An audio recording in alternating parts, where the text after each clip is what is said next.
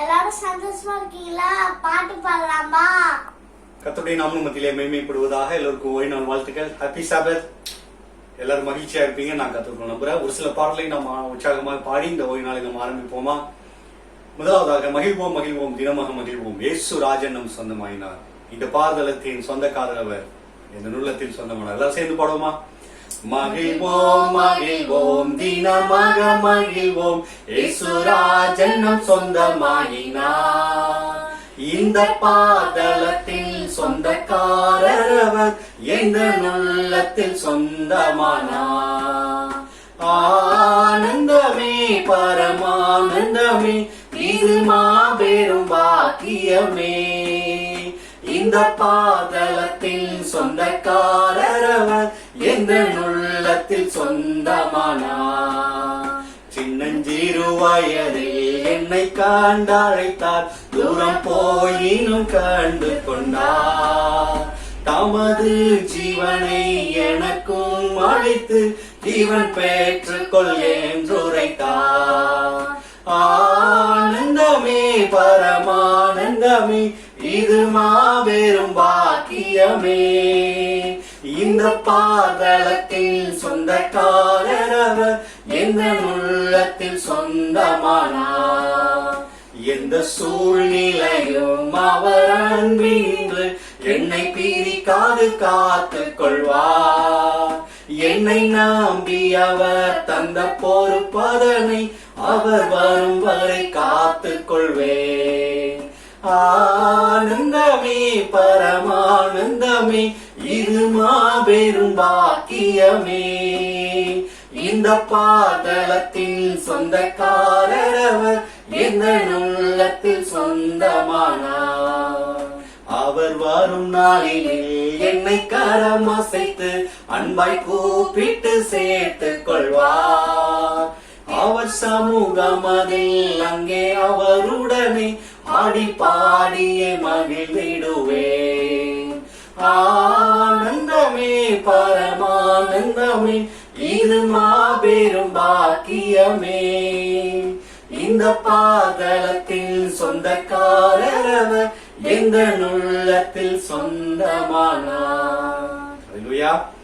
இந்த பாதலத்தின் சொந்தக்காரர் நமக்கு நம்முடைய உள்ளத்தின் சொந்தமாக இருக்கிறார். ஆகவே நம்மை ஒருபோதும் கைவிட மாட்டார். உற்சாகமாக கர்த்தரின் கை குறுகவில்லை, கர்த்தரின் வாக்கு மாறிடாதே என்ற பாடலை நம்ம எல்லாரும் சேர்ந்து பாடுவோமா? விசுவாசியே நீ பதறாதே, விசுவாசியே நீ கலங்காதே, விசுவாசத்தால் நீதிமான் நிச்சயம் பிழைப்பான் என்று வசனம் சொல்லுது. உற்சாகமாய் நாம் பாடுவோமா? நெஞ்சமே நீ அஞ்சிடாதே, தஞ்சமேசு உன் அரணே என்ற கவிகள் மிக அற்புதமான ஒரு கவிகள். எல்லாரும் சேர்ந்து பாடுவோமா? மேகம் போன்ற வாக்குத்தத்தம், மிக அழகான கவிகள் இருக்கு. நம்ம சேர்ந்து பாடுவோம். கர்த்தரின் கை குறுகவில்லை, கர்த்தரின் வாக்கு மாறிடாதே, சூத்தர்களாய் மாறிடவே சுதனருள் புரிந்தனரே. விசுவாசியே நீ பதறாதே, விசுவாசியே நீ கலங்காதே, விசுவாசியே நீ பதறாதே, விசுவாசியே நீ கலங்காதே. விசுவாசத்தால் நீதிமான் என்றும் என்றும் பிழைப்பான். விசுவாசத்தால் நீதிமான் என்றும் என்றும் பிழைப்பான். நெஞ்சமே நீ அஞ்சிடாதே, தஞ்சமேசு உன் அரணே. தாம் ஜனத்தை சீக்கிரமாய் தம்முடன் சேர்த்துக் கொள்வார். விசுவாசியே நீ பதறாதே, விசுவாசியே நீ கலங்காதே, விசுவாசியே நீ பதறாதே, விசுவாசியே நீ கலங்காதே. விசுவாசத்தால் நீதிமான் என்றும் என்றும் பிழைப்பான். விசுவாசத்தால் நீதிமான் என்றும் என்றும் பிழைப்பான். மேகம் போன்ற வாக்கு தத்தம் சூழ நீங்கி காத்திருக்க விசுவாசத்தால் உரிமை கொள்வாய், விரைந்து முன்னேறிடுவாய். விசுவாசியே நீ பதறாதே, விசுவாசியே நீ கலங்காதே, விசுவாசியே நீ பதறாதே, விசுவாசியே நீ கலங்காதே. விசுவாசத்தால் நீதிமான் என்றும் என்றும் பிழைப்பான். விசுவாசத்தால் நீதிமான் என்றும் என்றும் பிழைப்பான். அல்லேலூயா. விசுவாசத்தால் நீதிமான் பிழைப்பான். மனசு வச்சுக்கோங்க. தேவ வைத்தோடு காத்திருப்போம். தேவன் ஓய்வு நாள் பள்ளி ஆராதனையில நம்மோடு கூட பேசுவாராக. ஹாப்பி சாபத். உங்கள் ஒவ்வொருவரையும் இந்த வீடியோ மூலமா சந்திக்கிறதுல நான் மிக்க மகிழ்ச்சி அடைகிறேன். உலகளாவிய விசுவாசிகள் உங்கள் ஒவ்வொருவரையும் கர்த்தராகிய இயேசு கிறிஸ்துவின் வல்லமுள்ள நாமத்தினாலே பூந்தமல்லி திருச்சபையின் சார்பாக உங்களை இந்த ஓய்வு நாள் ஆராதனைக்கு அன்புடன் நான் வரவேற்கிறேன். இப்பொழுது நம்ம ஓய்வு நாள் பள்ளி ஆராதனைக்கு நம்ம கடந்து செல்றோம். இப்பொழுது நம்ம எல்லாரும் சேர்ந்து ஒரு பாடலை பாடுவோம். பாடல் எண் 407, கர்த்தர் ஆசரித்த ஓய்வு மறவாதே. இந்த பாடலை ஓய்வு நாள் பள்ளி ஆராதனை ஆரம்ப பாடலாக நாம் யாவரும் பாடுவோம்.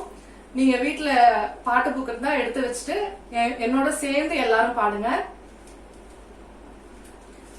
கர்த்தர் ஆசரித்த ஓய்வு மறவாதே, வார நாளில் சிறந்த சோவிட தினமே, லௌகீக ஜோலி நீக்கி உன்னத களிப்பு, விண்டல ஜோதியோடு இந்நாள் உதித்தது.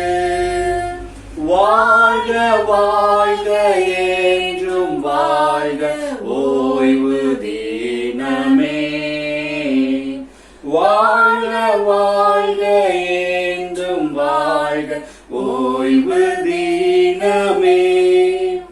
ஓய்வை ஆசரித்து உன்னதனை தொழு, சீடர்க்கு இயேசு சொன்னா நானே ஜீவ வழி, இரட்சகரை பின் சென்று தாழ்மையாய் ஜீவித்தார், நித்தியமாய் பாய்ந்தோடும் ஜீவ தண்ணீரிவா.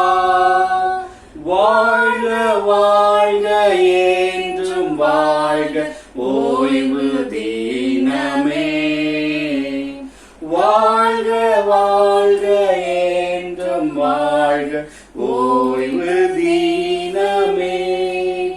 பரிசுத்த இன்பம் பாலகரேசுவை பணிவுடன் கொண்டாடி வாழ்த்தி தொழுவது, அளவில்லாதயவே அன்பின் இரட்சகர், அருளிய நல்வாக்கு தேற்றுதே மனதை. வாழ்க வாழ்க என்றும் வாழ்க ஓய்வு தினமே, வாழ்க வாழ்க என்றும் வாழ்க ஓய்வு தினமே. பொழுதும் நாம் யாவரும் தலைகளை தாழ்த்தி ஜெபம் பண்ணுவோம். ஆண்டவரே, இந்த பரிசுத்த ஓய்வு நாளிலே எங்கள் ஒவ்வொருவரையும் ஆண்டவரே உண்மை ஆராதிக்கும்படியாக ஆண்டவரே எங்களை ஆண்டவரே தலைகளை தாழ்த்தி ஆண்டவரே நாங்கள் ஜெபிக்கும்படியாகவும் ஆண்டவரே எங்கள் மனதை ஆண்டவரே நீர் ஆண்டவரே ஒருமுகப்படுத்திருக்கீங்க. அதுக்காக நன்றி செலுத்துகிற கர்த்தாவே. இந்த வேளையிலும் கர்த்தாவே ஏசப்பா உம்மை நோக்கி பார்த்த முகங்கள் பிரகாசம் அடைந்தன, அந்த முகங்கள் வெட்கப்பட்டு போகவில்லை என்று சொல்லியிருக்கிறீங்க ஆண்டவரே. அப்பா ஸ்தோத்திரிக்கிறோம் ஆண்டவரே. இந்த ஓய்வு நாளிலே ஆண்டவரே உம்மை நோக்கி நாங்கள் ஆண்டவரே பார்க்க நீ கொடுத்த கிருபைக்காக நன்றி செலுத்துகிறோம் அப்பா. அப்பா இந்த ஆராதனை தொடக்கம் முதல் முடிவரை கிருபை கூட இருந்து வழி நடத்துட்டோம் அப்பா. நீங்க ஆசீர்வதிங்க, பலப்படுத்துங்க, எங்களோடு பேசுங்க ஆண்டவரே. நாங்கள் கேட்கிற ஒவ்வொரு வசனத்திலையும் எங்கள் வாழ்க்கையில நாங்கள் அதை அபியாசிக்க கிருபிச்சீங்க அப்பா. இந்த வேலையிலும் ஆண்டவரே கொரோனானால பாதிக்கப்பட்டு அப்பா ஸ்தோத்திரிக்கு எத்தனையோ பேர் ஹாஸ்பிட்டல்ல ஆண்டவரே வியாதினால தவிக்கிற ஒவ்வொரு மக்களுக்காக ஜெபிக்கிறோம் கர்த்தாவே. அவர்களுக்கு எல்லாம் சீக்கிரமா விடுதலை கொடுத்து அவங்க சுகத்தோடு ஆண்டவரே அவர்கள் வீட்டுக்கு வந்து சேர நீங்க கிருபிச்சீங்க அப்பா. இப்பொழுதும் கர்த்தாவே அப்பா பண கஷ்டத்தினாலும் வேலை இல்லாத நிமித்தமா ஆண்டவரே அப்பா எத்தனையோ ஆண்டவரே பிசினஸ்ல நஷ்டத்தினால எத்தனையோ பேர் ஆண்டவரே மனமுடைந்து இருப்பாங்க ஆண்டவரே. அவர்களுக்கு வேண்டிய ஆறுதலையும் அவர்களுக்கு வேண்டிய தேவைகளையும் நீர் சந்தித்து ஆண்டவரே நீர் அவர்களை ஆற்றி தேற்றி வழி நடத்தும்படியாய் ஜெபிக்கிறோம் அப்பா. அவர்களுக்கு வேண்டிய வழி வாசல் எல்லாவற்றையும் திறந்து தரும்படியாய் ஜெபிக்கிறோம் அப்பா. இந்த வேலையும் உணவும் உடுக்க உடை இல்லாமலும் ஆண்டவரே இருக்க இடம் இல்லாமல் தவிக்கிற ஒவ்வொருவரையும் நீர் ஆதரித்து வழி நடத்தும்படியாய் ஜெபிக்கிறோம். இந்த ஆராதனையிலையும் பரிசுத்த ஆராதனையும் எங்களோடு இருந்து நீர் வழி நடத்துங்க. சபையின் குடும்பங்கள் ஒவ்வொருவரையும் நீங்க ஆசீர்வதித்து வழி நடத்துங்க. இயேசுவின் நாமத்தில் கேட்கிறோம் நல்ல பிதாவே, ஆமென். இப்பொழுதும் இந்த வார வாக்குத்தத்தத்தை நம்ம ஓய்வு நாள் வாக்குத்தத்தத்தை நாம் கேட்கலாம். ஏசாயா 43:19 இதோ நான் புதிய காரியத்தை செய்கிறேன், இப்பொழுதே அது தோன்றும், நீங்கள் அதை அறியீர்களா?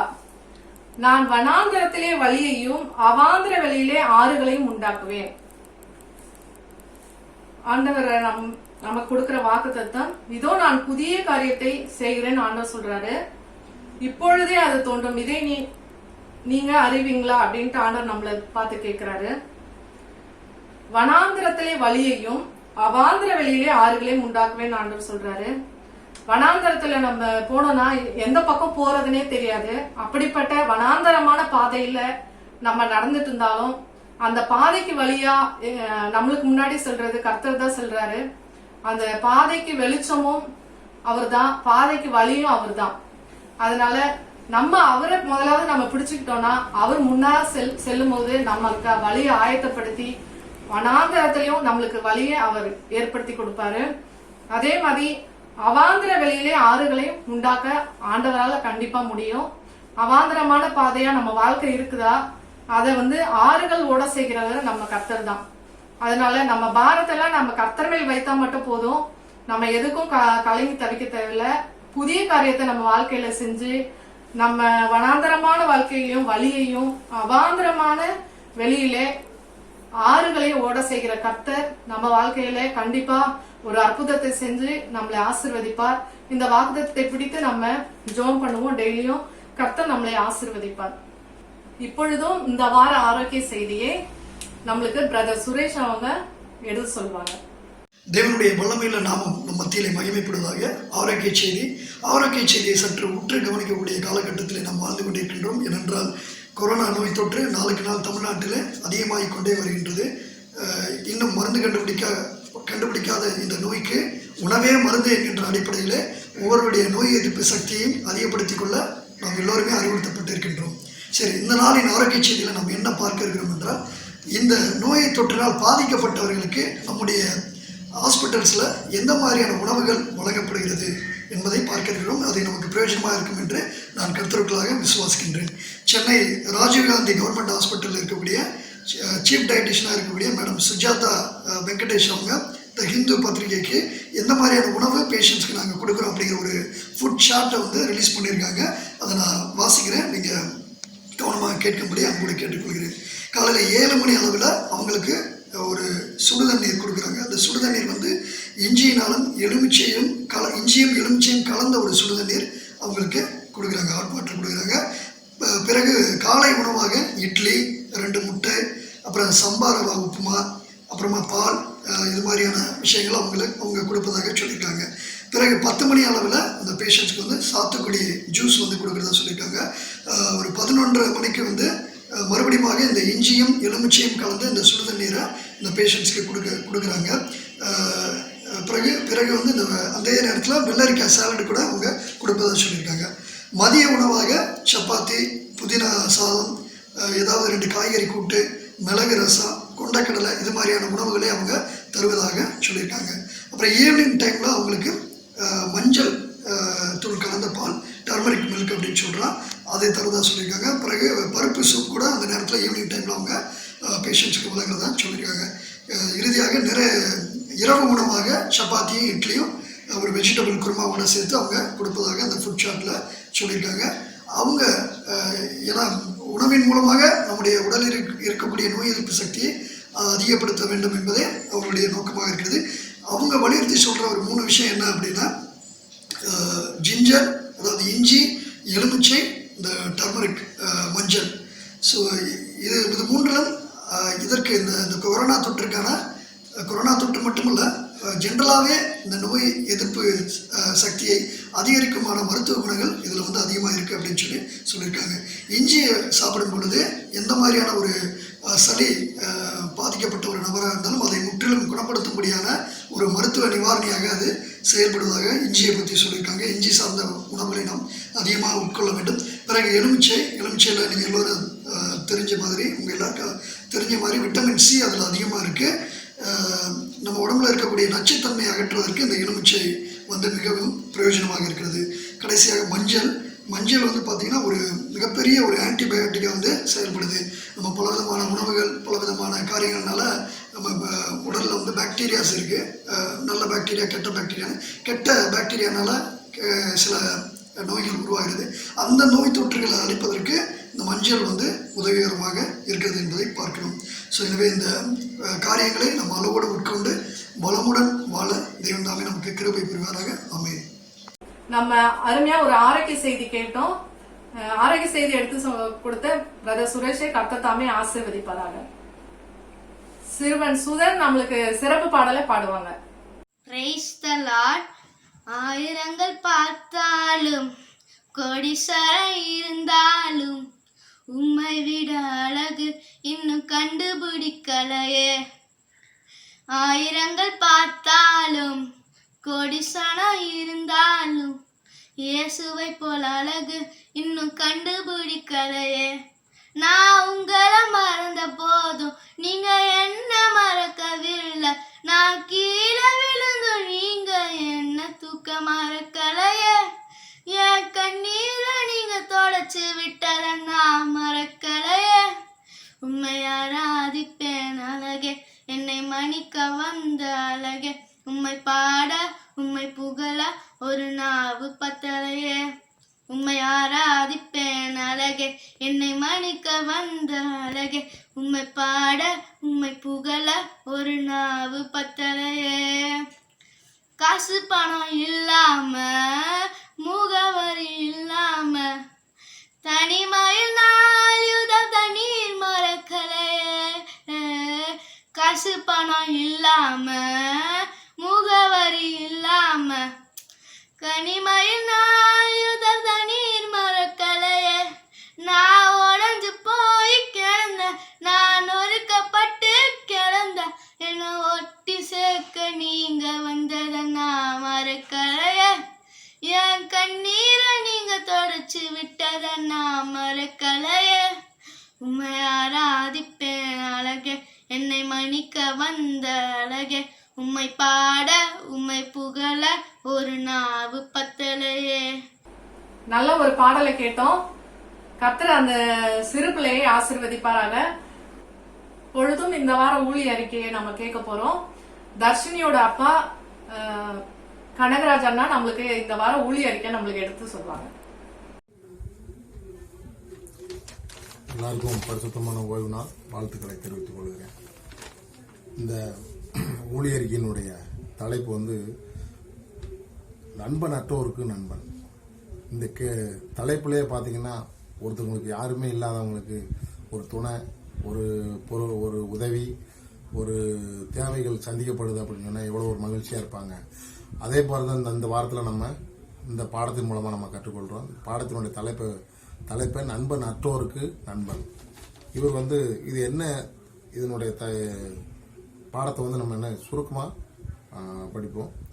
பின்லாந்தில் வந்து பிக்சோலியாவில் உள்ள நண்பர் ஒருவருடைய கல்லறையை வந்து லவ்ரி ஹெர்மன் என்று சொல்லக்கூடியவர் வந்து கல்லறையவே பார்த்துக்கிட்டே நிற்கிறார்.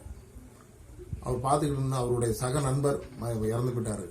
ஏன் இறந்தார் அப்படின்னா அவருடைய இருதயத்தில் கட்டி வந்து தலைக்கு மூளைக்கு போய் அதனால அவர் என்ன செஞ்சாரு, இறந்து போயிடுறாரு. சக நண்பர் இறந்து போயிட்டாரு அப்படிங்கிற அந்த ஆழ்ந்த வேதனையில நம்மளும் நீ கொஞ்சம் காலத்துல மறிச்சு போயிருவோம் அப்படின்னு சொல்லி அவர் வேதனையில அந்த கல்லறையை பார்த்துக்கிட்டு இருக்கிறாரு. அப்ப அவருக்கு மனசுக்குள்ளே ஒரு கேள்வி உருவாகுது, யோசிக்க ஆரம்பிக்கிறாரு. நீ இப்படியே யோசிச்சுக்கிட்டு இருந்தீங்கன்னா, இப்படியே நீ பேசிக்கிட்டு இருந்தீங்கன்னா உன்னுடைய வாழ்க்கை என்னவா முடியும், என்னவா ஆகும் அப்படின்னு சொல்லி அவர் ரொம்ப யோசிச்சுக்கிட்டு இருக்கிறாரு. அப்ப யோசிச்சுக்கிட்டு வீட்டில் போய் தூங்கி பார்க்கறாரு, தூக்கமும் வரல. அவர் புரண்டு படுத்து பார்க்கறாரு. அவருக்குள்ள அந்த கேள்வி எதிரொலிச்சுக்கிட்டே இருக்கு. இந்த கேள்வி அவர் எதிரொலிக்கிறது ஒண்ணு அவருக்கு அதுக்கு பதிலே கிடைக்கல. சரி, இதுக்கு என்னதான் இதுக்கு ஒரு முடிவு அப்படின்னு சொல்லி யோசிச்சுக்கிட்டு இருக்கிறப்போ அவர் சிறு வயசுல பள்ளிக்கூட நாட்களில இயேசு கிறிஸ்துவனுடைய கதைகளை வந்து அவர் சிறு வயசுல கேட்டிருக்கிறப்போ இந்த உலகத்துல இயேசு கிறிஸ்து மீண்டும் இந்த உலகத்துக்கு வருவாரு, அவர் பாவிகளை நியாயம் தீர்ப்பாரு அப்படின்னு சொல்லி அவர் ஒரு பள்ளியின் நாட்களில கேட்ட கதை அவருக்கு ஞாபகம் வந்துச்சு மனசுக்குள்ள. அப்போ அதன் மூலமா அவருக்கு ஒரு திருத்தம் கிடைக்கி. என்ன அப்படின்னு சொன்னோம்னா, அப்போ பாவிகள் நிச்சயமா நியாயம் தீர்க்கப்படுவாங்க, நல்லவர்கள் எல்லாம் இயேசு கிறிஸ்துவோட கூட இருப்பாங்க அப்படின்னு அவருக்கு ஒரு விளக்கம் கிடைக்கி, ஒரு மனசுக்குள்ள ஒரு தெளிவு வருது. இதை அவர் மற்றவங்கிட்ட யாருக்குமே பகிர்ந்துக்கிட முடியல. தன் நண்பர்களும் கிடையாது, மனைவி இருக்கிறாங்க, மனைவியினுடைய ஒரு சரியான ஒரு உறவு பழக்க வழக்கங்கள் இல்லாதனால அவர்கிட்டையும் யார்கிட்டையும் சொல்ல முடியாத ஒரு நிலைமை. அப்போ ஒரு கிறிஸ்தவ போதகரை போய் அவர் சந்திக்கிறாரு. அவருக்கு சந்திக்கப்பட்டோம்னா அவர்கிட்ட போய் இணைக்கிறாரு. இவர் தன்னுடைய கதைகளை நான் இப்படியெல்லாம் என் நண்பரை மறிச்சு போயிட்டாரு, என் வாழ்க்கையில எனக்குன்னு யாரும் இல்லை, அப்ப நான் மறிச்சு போயிட்டோம்னு சொன்னா இதுக்கப்புறம் என்னுடைய வாழ்க்கை என்னவா இருக்கும் அப்படின்னு சொல்லி அந்த போதகர்கிட்ட போய் இவர் எல்லாருடைய தன்னுடைய நிலைமைகள் எல்லாம் பற்றி அவர் சொல்றாரு. அப்ப அவருக்காக அந்த போதகர் இவருக்காக ஜெபிக்கிறாரு. லௌரியமும் ஜெபிக்க சொல்லி அந்த இடத்துல வைக்கிறாரு. அப்ப 2 பேருமே ஜெபிக்கிறாங்க. ஜெபிச்சு அவர் என்ன செய்யறாரு, வீட்டுக்கு வந்ததுக்கு அப்புறம் அவர் மனசுக்கு ஒரு நிம்மதி கிடைக்கி, ஒரு ஆறுதல் சந்தோஷம் கிடைக்குது. அப்போ இது கிடைச்ச உடனே வயசு அவருக்கு 65 வயசு. அதற்கு பிறகு அவர் என்ன செய்யறாரு, கொஞ்சம் மனமாற்றம் அடைஞ்சு ஒரு தெளிவுல இருக்கிறாரு. அவருக்கு காதுல ஒரு சில பிரச்சனைகள் அவருக்குள்ள ஒரு சில பிரச்சனைகள் இருக்கு. அந்த பிரச்சனைகளை சரி செய்யணும் அப்படிங்கிறதுக்காக மருத்துவரை போய் சந்திக்கிறாரு. அப்போ அவர் சந்திக்கிறப்போ அவங்க சொல்றாங்க, உங்களுக்கு ப்ராசஸ் புற்றுநோய் இருக்கு அப்படின்னு சொல்லி அவங்க சொல்லிடுறாங்க. மீண்டும் இவருக்கு வாழ்க்கையில பயம் வந்துருச்சு, நான் மறிச்சு போயிருவேன், நீ எனக்குன்னு வாழ்க்கை கிடையாது அப்படின்னு சொல்லி அவரு பலபடியும் பயத்துக்குள்ள ஆகிறாரு. ஆன உடனே அந்த போதகரை போய் சந்திச்சு பலபடி போய் சந்திச்சு சொல்றப்போ அவர் மீண்டும் அவருக்காக ஜெபம் பண்றாரு. செபிச்சதுக்கு அப்புறம் மீண்டும் அவருக்கு ஒரு தெளிவு கிடைச்சதுக்கு அப்புறம் அவர் என்ன செய்யறாரு, அவருக்கு ஒரு மாற்றம் உருவாகுது. சிலுவையில தன் இயேசு கிறிஸ்துவிடம் போய் தன்னுடைய பாவங்களை எல்லாம் அறிக்கையிடுறாரு. தன்னுடைய வாழ்க்கையில ஒரு மாற்றம் வேணும், ஒரு சந்தோஷம் வேணும், ஒரு சமாதானம் வேணும், என்னுடைய வாழ்க்கைக்கு ஒரு மாற்றம் வேணும் அப்படின்னு சொல்லி ஆண்டவருடைய சமூகத்துல போய் ஆண்டவருடைய பாதத்துல அவருடைய விண்ணப்பங்களை எல்லாம் ஆண்டவருடைய சமூகத்துல வைக்கிறாரு. அப்போ வைக்கிற உடனே அவருக்கு மன நிம்மதி, சந்தோஷம், சமாதானம் எல்லாம் அங்க போய் ஜெபத்தினால கிடைக்கும். அப்போ அதுக்கப்புறம் என்ன அப்படின்னு சொன்னா, லூக்கா புஸ்தகத்தை 3 தரம் வாசிக்கிறார். எதனால வாசிக்கிறார் அப்படின்னு சொன்னோம்னா, பரிசுத்தமான ஓய்வு நாள் என்று சொல்லப்பட்டிருக்கிறத அப்படின்னு சொல்லி இவருக்கு அந்த பரிசுத்தமான ஓய்வு நாளை பற்றி கொஞ்சம் ஒரு கேள்வி அவருக்குள்ள வந்துச்சு. உண்மையான பரிசுத்தமான ஓய்வு நாள் சனிக்கிழமை தானா, ஞாயிற்றுக்கிழமை எல்லாம் ஆசரிக்கிறாங்களே அப்படின்னு சொல்லி அவருக்குள்ள ஒரு கேள்வி வேணும். இதுக்காகவே அந்த லூக்காம் அதிகாரத்தை 3 தடவை படிச்சிருக்கிறாரு. ஆனா அவர் படிச்சாலும் அந்த பரிசுத்தமான ஓய்வு நாளுடைய அதுல ஒன்றும் சொல்லப்படலையே, அப்படி ஒன்றும் தெரியலையே அப்படின்னு சொல்லி அவருக்குள்ள ஒரு கேள்வி இருந்துச்சு. இந்த சமயத்துல உள்ளூர்ல இருக்கிற செவன்த் டே அட்வென்டிஸ்ட் திருச்சபையில சுவிசேஷ கூட்டம் நடக்கிறதாக சொல்லி நோட்டீஸ் விளம்பரங்கள் அவரு பாக்குறாரு. அப்போ அந்த கூட்டத்தில் கலந்துக்கிறாரு. அந்த கூட்டத்தில் கலந்தோடனே அவருக்கு ஒரு அந்த ஓய்வு பரிசுத்தமான ஓய்வு நாளுக்குரிய விளக்கம் அங்கே அவருக்கு கிடைக்கும். அப்போ கிடைச்ச உடனே இது வந்து இவர் டோட்டலாக கிறிஸ்தவனா மாறிடுறாரு. மாறினதுக்கப்புறம் அந்த வருஷத்துலேயாமும் அந்த சுவிசேஷ கூட்டம் நடந்த அந்த வருஷத்துலேயாமும் அவர் வந்து முழு கிறிஸ்தவனாக மாறி திருச்சபைக்கு போக ஆரம்பிக்கிறார். வார வாரம் சர்ச்சுக்கு போக ஆரம்பிக்கிறாரு. அப்போ இது கிறிஸ்தவனா மாறினது வந்து மனைவிக்கு பிடிக்கல. மனைவி வந்து என்ன செஞ்சிடா, அவளுடைய பிரச்சனை வந்து விவாகரத்து வரைக்கும் போயிருது. அப்போ அவரு 2 பேரும் டைவர்ஸ் ஆகி பிரிஞ்சிடுறாங்க. அப்போ பிரிஞ்சதுக்கு அப்புறம் 2 வருஷம் கழிச்சு மீண்டும் வந்து பைவி என்று சொல்லக்கூடிய ஒரு பெண்ணை செவன்த் அட்வென்டிஸ்ட் திருச்சபை செவன்த் அட்வென்டிஸ்ட் பெண்ணை வந்து திருமணம் செஞ்சுக்கிறாங்க. அப்போ அவங்க வந்து செவன்த் அட்வென்டிஸ்ட் திருச்சபையினுடைய அந்த பெண் வந்து கென்ட்ரிக் என்று சொல்லக்கூடிய அந்த அவங்களுடைய அவங்க ஊருக்கு வந்து இயேசு கிறிஸ்துவனுடைய சுவிசேஷத்தை சொல்லணும் அப்படின்னு சொல்லி அவங்களுக்குள்ள ஒரு தாகம் உருவாகுது. அதுக்கு லவ்ரியும் இந்த பைவி 2 பேரும் கணவன் மனைவி 2 பேருமே இறந்துக்கிறாங்க. 2 பேருமே சேர்ந்து ஜெபம் பண்றாங்க. அப்போ இவங்க ஜெபம் பண்ணா அந்த மக்கள் வந்து அந்த பின்லாந்து உள்ள மக்கள் வந்து எந்த ஒரு மக்கள் இடத்துலையும் சரியான ஒரு உறவு முறைகள் கிடையாது. எந்த உலக மக்களையும் ஏற்றுக்கொள்ள மாட்டாங்களாம். அவங்ககிட்ட போய் யாரும் பேச முடியாது. அவங்க வந்து கடவுள் பயம் இல்லாதவங்க. உலக பொருள்கள் மேலையும் உலக சந்தோஷம் தான் நாடக்கூடிய ஒரு மக்கள். அவங்களுக்கு போய் எப்படி உதவுறது, இந்த சுவிசேஷத்தை போய் எப்படி சொல்றது அப்படின்னு சொல்லி அவங்க ரொம்ப ஒரு மன குழப்பத்தில் இருக்கிறப்போ அப்போ ஆண்டவருடைய சமூகத்தில் பிரேயரில் வைக்கிறாங்க. அப்போ அவங்களுக்கு ஒரு உணவு வங்கி வைப்போம் அப்படின்னு சொல்லி அவங்க உணர்த்தப்படுறாங்க. அப்போ உணர்த்தப்படுறப்போ இந்த பின்லாந்துல வந்து பல மக்கள் வந்து கடவுள் மேலே அவங்களுக்கு நம்பிக்கை இல்லாத மக்கள், உலகப் பொருள் மேலே தான் அவங்க நம்பிக்கை உள்ள மக்களாக இருக்கிறாங்க. அவங்ககிட்ட போய் அந்த மக்கள்கிட்ட போய் எப்படி அவங்ககிட்ட அணுகிறது, எப்படி பேசுறது அப்படின்னு சொல்லி அவங்க ஒரு திட்டம் போடுறாங்க. உணவு வங்கியில் ஆரம்பிக்கிறாங்க. உணவு வங்கியில் ஆரம்பிக்கிறப்போ வந்து எப்பயோ ஒருத்தங்க தான் வருவாங்களாம். ஒருத்தங்க வந்து வர்றப்போ வந்து அவங்ககிட்ட வந்து அந்த உணவுப் பொருட்களை வாங்குறப்போ வந்து அவங்ககிட்ட இயேசுகிறத பற்றி அன்பா ஆதரவாக அவங்ககிட்ட பேசுறாங்க. அப்போ இவங்க வந்து உணவுகள் பழக்க வழக்கம் கிடைக்கிறப்ப உணவுகளுக்கு இவங்க கிடைக்க ஆரம்பித்த உடனே திங்கள் செவ்வாய் இந்த 2 நாட்களில் பார்த்தீங்கன்னா 40 பேர் வர ஆரம்பிச்சாங்களாம். கட்டடத்தில் வேலை பார்க்குறவங்க, ரொம்ப ஒரு வறுமையில் உள்ளவங்களுக்கு. ஆனால் இப்படி வந்துக்கிட்டே இருந்தாங்க. சில நேரங்களில் அவங்களுக்கு பொருளாதார பிரச்சனையும் அவங்களுக்கு வந்துருச்சு அந்த மக்களுக்கு. அப்போ இவங்களுக்கு வந்த உடனே தனிப்பட்ட முறையில் ஒரு சில மக்கள் இவங்ககிட்ட பேசணும்னு சொல்லி நினைக்கிறாங்க. அதுக்கு அவங்களுக்கு உதவி செய்கிறாங்க. அப்போ தனிப்பட்ட மக்கள்கிட்ட உங்களுடைய தேவைகள் என்ன பிரச்சனைன்னு சொல்லி அந்த தனிப்பட்ட மக்கள இந்த பைவாவும் லவ்ரி 2 பேரும் போய் பேசி, அப்போ இவங்க தனிப்பட்ட முறையில் பேசணும்னு சொல்லி விரும்புறாங்க. மற்ற மக்கள்கிட்ட போய் ஒருத்தரோட ஒருத்தர் பேசாதனால மற்ற மக்களோட இவங்களும் இணைஞ்சி இருக்க முடியல. ஆனால் கொஞ்ச நாள் கழிஞ்சது, 5 வருடங்கள் கழிஞ்சது, 40 பேர் வர ஆரம்பிச்சாங்க, 50 பேர் வர ஆரம்பிச்சாங்க. வந்ததுக்கு அப்புறம் அவங்ககிட்ட வந்து இயேசு கிறிஸ்துவனுடைய சத்தியத்தை சொல்ல ஆரம்பிச்ச உடனே அங்க அவங்க கூட்டம் நடத்துறாங்க.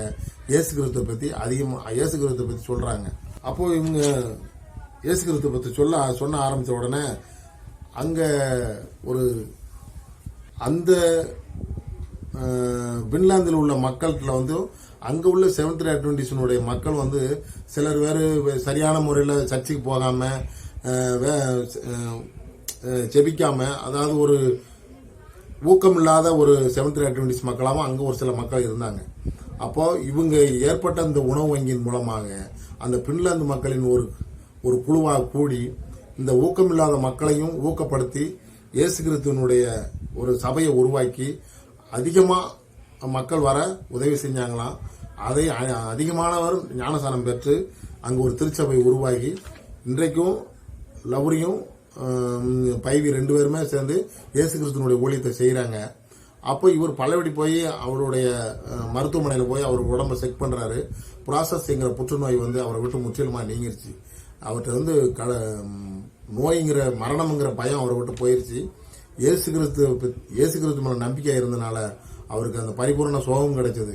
உங்களுடைய வாழ்க்கையிலும் என்னுடைய வாழ்க்கையிலும் இயேசு கிறிஸ்து நான் நம்பி வாழ்ந்தோம்னா இயேசு கிறிஸ்து நிச்சயமா ஒரு பெரிய மாற்றத்தை கொடுப்பாரு. இவங்களை போல நம்மளும் குடும்பத்தில் உள்ளவங்களா இருக்கிறோம். தேவனுக்கு என்று உண்மையா ஊழியம் செய்வோம். தேவன் எப்படிப்பட்ட பிரச்சனையா இருந்தா நம்மளுடைய வாழ்க்கையில தீர்த்து வைப்பார். தேவன் நம்ம அனைவரையும் ஆசீர்வதிப்பாராங்க. ஆமென். நல்ல ஒரு ஊழிய அறிக்கை நம்ம கேட்டோம். ஊழிய அறிக்கை கேட்ட பகுதிக்காக நம்ம தொடர்ந்து அவர்கள் ஊழிய தேவைகளுக்காக நம்ம ஜெபிப்போம்.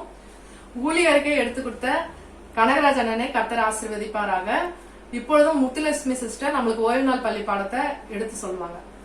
கர்த்தர் ஸ்தோத்திரம். ஓய்வு நாள் பாடம் 6வது பாடம் இந்த 2வது காலாண்டில். பாடத்தின் தலைப்பு வந்து ஏன் விளக்கம் தேவை. பாடத்தோட மனன வசனம் எபிரேயர் 11ஆம் அதிகாரத்தில் 6வது வசனம். விசுவாசம் இல்லாமல் தேவனுக்கு பிரியமாக இருப்பது கூடாத காரியம். ஏனென்றால் தேவனிடத்தில் சேருகிறவன் அவர் உண்டென்றும் அவர் தம்மை தேடுகிறவர்களுக்கு பலன் அளிக்கிறார் என்றும் விசுவாசிக்க வேண்டும். சிறு ஜெபம் ஏறெடுப்போம். எங்கள் அன்புள்ள ஆண்டவரே, அருமையான ஓய்வு நாள் பாடத்திற்காக நன்றி. இந்த பாடத்தின் வாயிலாக நீங்கள் எங்களுக்கு என்ன விளக்கம் அளிக்க விரும்புகிறீரோ அதை நாங்கள் ஞானமாய் புரிந்து கொள்ள எங்களுக்கு உதவி செய்ய வேண்டும் என்று எங்கள் அன்பானவர் இயேசு கிறிஸ்துவின் நாமத்தில் வழியாக ஜெபிக்கிறோம். ஜீவனுள்ள நல்ல பிதாவே, ஆமென். ஏன் விளக்கம் தேவை அப்படிங்கிற பாடத்தை குறித்து நம்ம ஒரு 5 விஷயம் பார்க்க போகிறோம். அதில் முதல் விஷயம் விளக்கம்.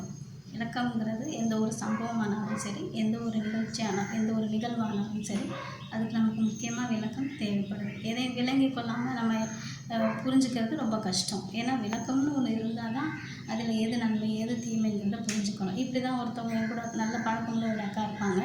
அவங்க கிறிஸ்தவங்களானாலும் பைபிள் படிப்பாங்க. தொடர்ச்சியாக படிக்கிறதில்ல. அவங்களுக்கு வந்து அதுதான் அவங்க மிஸ்டேக். என்னென்னு கேட்டிங்கன்னா, டெய்லி காலையில் எழுந்திரிப்பாங்க, கண்ணை மூடி பைபிளை திறப்பாங்க. அதில் என்ன வசனம் வருதோ அதை படிச்சுட்டு அவங்க ரொம்ப சந்தோஷமாக இருப்பாங்க. ஓ, ஆண்டவர் வந்து இன்றைக்கி இந்த வார்த்தையை தான் ஆசீர்வதிச்சு கொடுத்துருக்குறாரு அப்படின்னு நம்புவாங்க. அதே சமயத்தில் அப்படி தான் ஒரு நாள் அவங்களுக்கு வந்து ரொம்ப கஷ்டமான ஒரு வார்த்தை வந்துச்சு. அதை அவங்க சரியாக புரிஞ்சுக்கல. வந்து என்கிட்ட கேட்டாங்க, இப்படி வந்திருக்கே எனக்கு கஷ்டமாக இருக்குது அப்படின்னு சொல்லும்போது நான் சொன்னேன், நம்ம வந்து அதுக்கு முன்னாடி சம்பவங்களை பார்த்து புரிஞ்சுக்கணும். இது எப்படி இந்த வசனத்தை ஆண்டவர் கொடுத்துருக்குறாரு, இது நமக்கு ஏற்றது இல்லையா அப்படிங்கிறத நம்ம புரிஞ்சுக்கிறணும். புரிஞ்சுக்காமல் நம்ம மன வருத்தப்படுறது வீண் தான். விளக்கம் பார்த்ததுக்கப்புறம் ஒவ்வொருத்தருக்கும் ஒரு அபிப்பிராயம் இருக்கும். அந்த அபிப்பிராயத்தில் அவங்க எப்படி புரிஞ்சுக்கிறாங்க அப்படிங்கிறது தான் முக்கியம். இப்போ இயேசுவோட சிலுவை மரணத்தை பார்த்தீங்கன்னா அதில் அருமையாக நமக்கு ஒரு விளக்கம் இருக்குது. 2 திருடர்கள் இருப்பாங்க. 2 பேரும் இடதுபுறமும் வலதுபுறமும் ஒரு திருடர்கள் வந்து சிலுவையில் அரைஞ்சி வச்சுருப்பாங்க. அப்போ ஒரு திருடன் வந்து சொல்லுவார், நீ யூதனோட ராஜா தானே, தேவன் தானே, நீர் வந்து உண்மையும் விடுவித்துக்கொள்ளும் என்னையும் விடுவியும் அப்படின்னு சொல்லிட்டு ஒரு மாதிரி கேலியாக சொல்லுவார். அதே இன்னொரு திருடன் என்ன சொல்லுவார்னா, நீ வந்து தேவனாக இருக்கிறீர், அதனால் உம்முடைய ராஜ்யம் வரையில் என்னையும் நினைத்தரலாம் அப்படின்னு சொல்லிட்டு அவர் சொல்லும் பொழுது ஆண்டவர் அந்த நேரத்தில் அவருக்கு மறு உத்தரவு கொடுப்பாரு. அப்போ பாருங்கள், இவன் எப்படி புரிஞ்சிருக்கிறான், இந்த திருடன் எப்படி புரிஞ்சிருக்கிறாங்க அப்படின்னு சொல்லிட்டு இந்த புரிந்து கொள்ளுதல் வந்து ரொம்ப முக்கியமாக இருக்குது.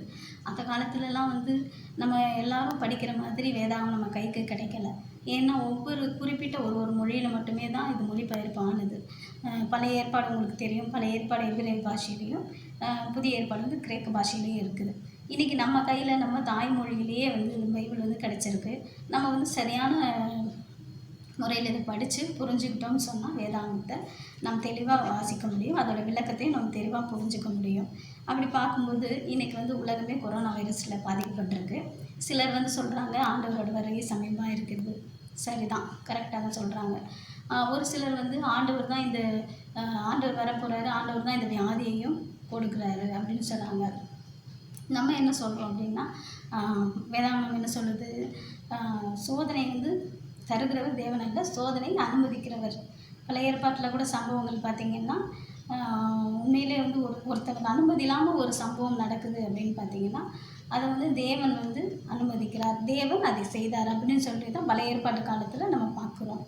அப்போது இப்படிப்பட்ட சம்பவங்களில் ஒரு விஷயத்தை பார்க்குறோன்னு சொன்னால், இஸ்ரவேல் மக்கள் இருந்தாங்க இல்லையா, இஸ்ரவேல் மக்களை வந்து எகிப்திலேருந்து கூட்டிகிட்டு வர ஆண்டவர் தான் பிரயாசப்பட்டார், கூட்டிகிட்டு வர்றதுக்கும் ஆண்டவர் தான் பிரயாசப்பட்டார். அதே சமயத்தில் அந்த இஸ்ரவேலர் ஜனங்களை எகிப்திலேருந்து விடாததுக்கு அந்த பார்வோன் ராஜாவோட இருதயத்தை கடினப்படுத்தினதும் தேவன் தான். இதில் ஒரு சம்பவத்தை நீங்கள் குறிப்பிட்டு பார்க்கணும். ஏன் அப்படின்னு பார்த்தோன்னு சொன்னால், அந்த பார்வோன் ராஜாவோட இருதயத்தை ஆண்டவர் கடினப்படுத்த தான் அந்த இஸ்ரவேல் ஜனங்கள் வந்து தேவனுடைய வல்லமையை வந்து அதிகம் புரிஞ்சுக்குவாங்க அப்படிங்கிற ஒரு பாயிண்ட்டை அங்கே வச்சார். அப்போ நம்ம தேவனுடைய வல்லமையை புரிஞ்சு கொள்ள முடியல சரியா அப்படின்னா அதுக்கு நமக்கு எது தடையாக இருக்குது அப்படின்னு பார்த்தீங்கன்னா நம்ம பாவம் தாங்க. நம்முடைய பாவ அறிக்கை சரியாக இல்லாததுனால தான் நம்மளுக்கும் தேவனுக்கும் இடைப்பட்ட அந்த உறவு இடையாகவே இருக்குது. நம்ம சேர முடியாமல் இருக்கிறோம். நம்முடைய பாவத்தன்மை தான் நமக்கும் தேவனுக்கும் இடையே உள்ள உறவை பிரிக்கிறது. எப்படின்னா நம்முடைய பாவமானது நம்ம சுயத்திற்காக வாழ வைக்கிறது. நிறைய ஒரு பாவத்தன்மையான காரியங்கள் செய்ய வைக்கிறது. நான் தான் அப்படிங்கிற ஒரு சுய பெருமை வந்துடுது. உங்களுக்கு நல்லா தெரியும் நேபுகாத்நேச்சரோட வாழ்க்கை வரலாறு. அவர் எப்படிலாம் இருந்தார், எப்படி ஒரு எண்ணம் கொண்டவராக இருந்தார். உயரத்தில் நின்று தான் இதெல்லாம் என்னால் தான் உண்டானதுங்கிற ஒரு பெருமை வரும்போது தான் அவர் மிருக ஒரு இருதயத்தை அவருக்கு ஆண்டவர் கொடுத்து அவர் புல்லெல்லாம் சாப்பிட்டு அதுக்கப்புறம் தான் அவர் உணர்ந்தார் பாவத்தன்மை அப்படிங்கிறத நம்ம பார்க்குறோம்.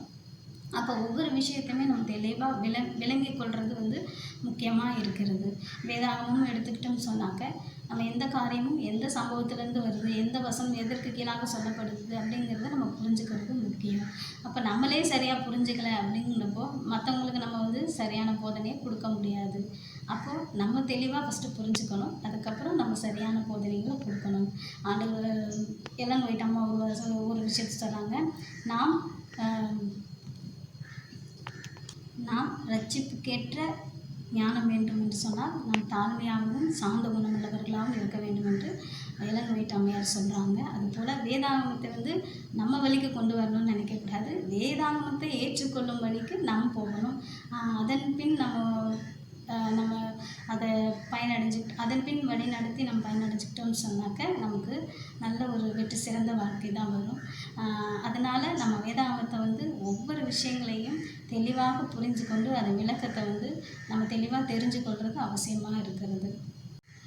அப்போது இந்த பாடத்தின் மூலமாக ஒவ்வொரு விஷயத்துக்கும் எவ்வளோ விளக்கம், அந்த விளக்கத்தை நம்ம எப்படி புரிஞ்சுக்கணுன்றதை நம்ம பார்த்தோம். அருமையான அந்த பாடத்தை கொடுத்ததுக்காக கர்த்தருக்கு ஸ்தோத்திரம் சொல்லுவோம். இப்போ சிறு ஜெபம் எடுத்து நம்ம இந்த பாடத்தை முடிப்போம். அன்புள்ள ஆண்டவரே, அருமையான வேலைக்காக நன்றியோடு ஸ்தோத்திரிக்கிறோம். இந்த பாடத்தை கொடுத்ததுக்காக நன்றி. ஏற்ற வேலையிலே ஆண்டவரே இந்த பாடத்தில் உள்ள காரியங்களையும் நீர் எங்களுக்கு விலக்கி போதித்தபடினாலே நன்றியோடு ஸ்தோத்திரிக்கிறோம். அப்பா, இந்த வேலையிலும் ஆண்டவரே உங்களுக்கும் எங்களுக்கும் இது தடையாக இருக்கிறது. நாங்கள் எப்படியெல்லாம் எங்கள் ஜீவனை ரட்சிக்க ஆண்டவரை முடியும் என்பதை நீர் அருமையாக சொல்லியிருக்கிற சுவாமி. அதன்படியாக நாங்கள் நடந்து ஆண்டவரே நாங்கள் உம்முடைய வழிக்கு ஆண்டவரே நீர் சொன்ன வேதாகமத்தை நாங்கள் பின்பற்றவும் அதை அபியாசிக்கவும் எங்களுக்கு உதவி செய்யுங்க சுவாமி. எங்கள் கைகள் உடைய செயல்களை செய்யவும், எங்கள் கால்கள் உடைய பாதையிலே நடக்கவும் எங்களுக்கு உதவி செய்யுங்க சுவாமி. தொடர்ந்து நீர் சொன்ன ஒவ்வொரு காரியத்திலும் நாங்கள் கவனமாக இருக்கும்படியாக எங்களை பயன்படுத்துங்க சுவாமி. எங்களை ஒவ்வொருவரும் தாழ்த்துகிறோம், வெறுமையாக்குகிறோம். எல்லா துதிகனமைக்குமே உண்மைக்கே செலுத்துகிறோம். எங்கள் மீட்பெரும் லட்சகமாக இருக்கிற இயேசு நாமத்திலே ஜெபிக்கிறோம். ஜீவனோட நல்ல பிதாவே, ஆமென். ஓய்வு நாள் பள்ளியை அருமையாக எடுத்து கொடுத்த சிஸ்டர் முத்துலட்சுமியை கர்த்தர் ஆசீர்வதிப்பாராக. இப்பொழுதும் நாம் யாவரும் ஒரு பாடலை பாடி ஆண்டவரை துதிப்போம். என்னை மறவா இயேசுநாதா, உந்தன் தயவால் என்னை நடத்தும். இந்த பாடலை நாம் யாவரும் ஆண்டவரை துதித்து பாடுவோம். என்னை மறவா இயேசுநாதா, உந்தன் தயவால் என்னை நடத்தும். என்னை மறவா இயேசுநாதா, உந்தன் தயவால் என்னை நடத்தும். வல்ல ஜீவ வாக்கு தத்தங்கள் வரைந்தனக்காய் ஈந்ததாலே ஸ்தோத்திரம்.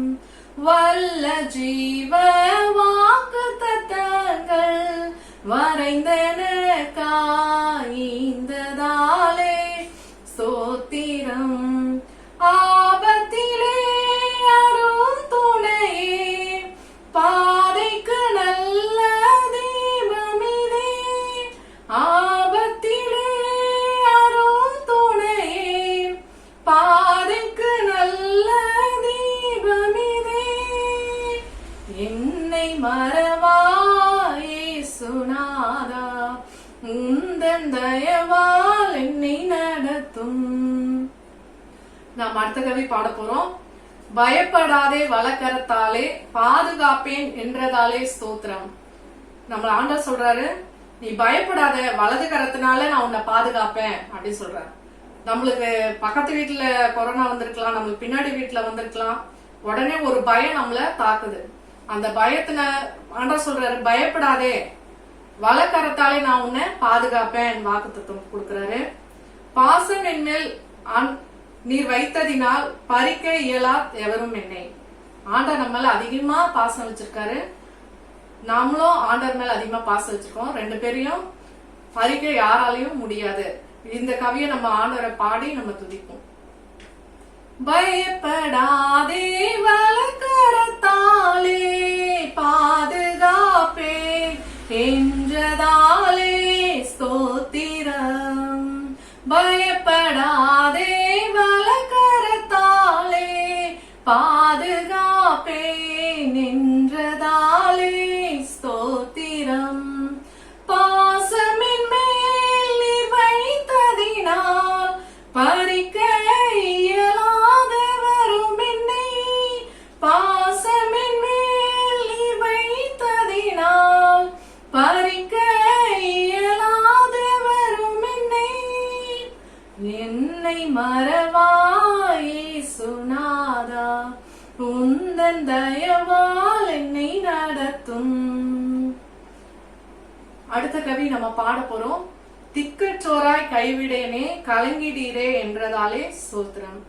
நீர் அறியா யாதும் நேரிடா, என் தலை முடியும் எண்ணினீரே. என்ன உலகத்துல நடக்க போகுது எல்லாமே ஆண்டவர் இந்த மாதிரி கொள்ளை நோய் வரப்போகுது எல்லாத்தையும் முன்னாடியே நமக்கு சொல்லியிருக்காரு. ஆண்டவர் அறியாம எதுவுமே நடக்கல, எல்லாமே ஆண்டவர் அறிந்துதான் நடக்குது.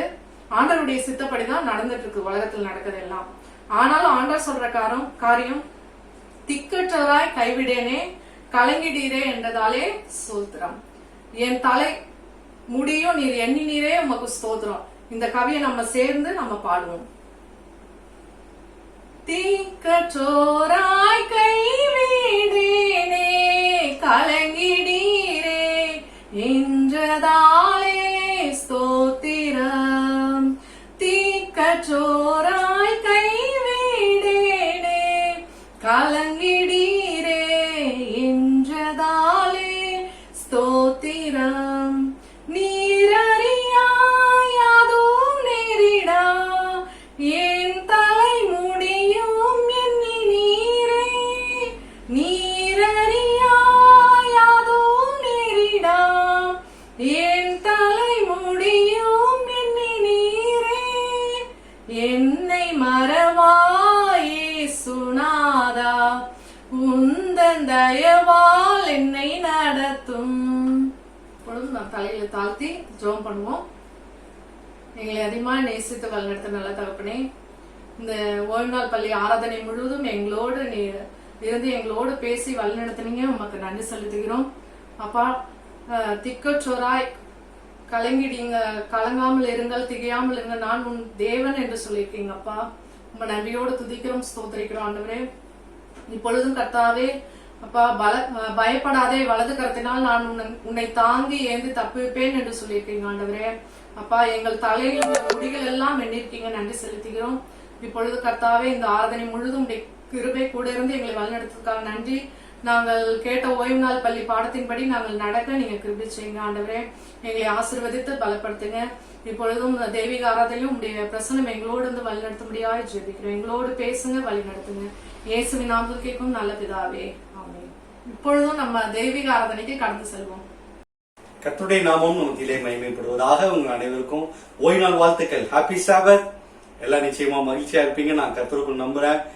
இந்த நல்ல தெய்வீக ஆராதனை நம்ம ஆரம்பிக்கும் வண்ணமாக நம்ம எல்லாரும் சேர்ந்து 25வது பாடல், சீயோன் இனிய கீதங்கள் பாடல் புத்தகத்துல 25வது பாடலை நம்ம எல்லாரும் சேர்ந்து பாடுவோமா?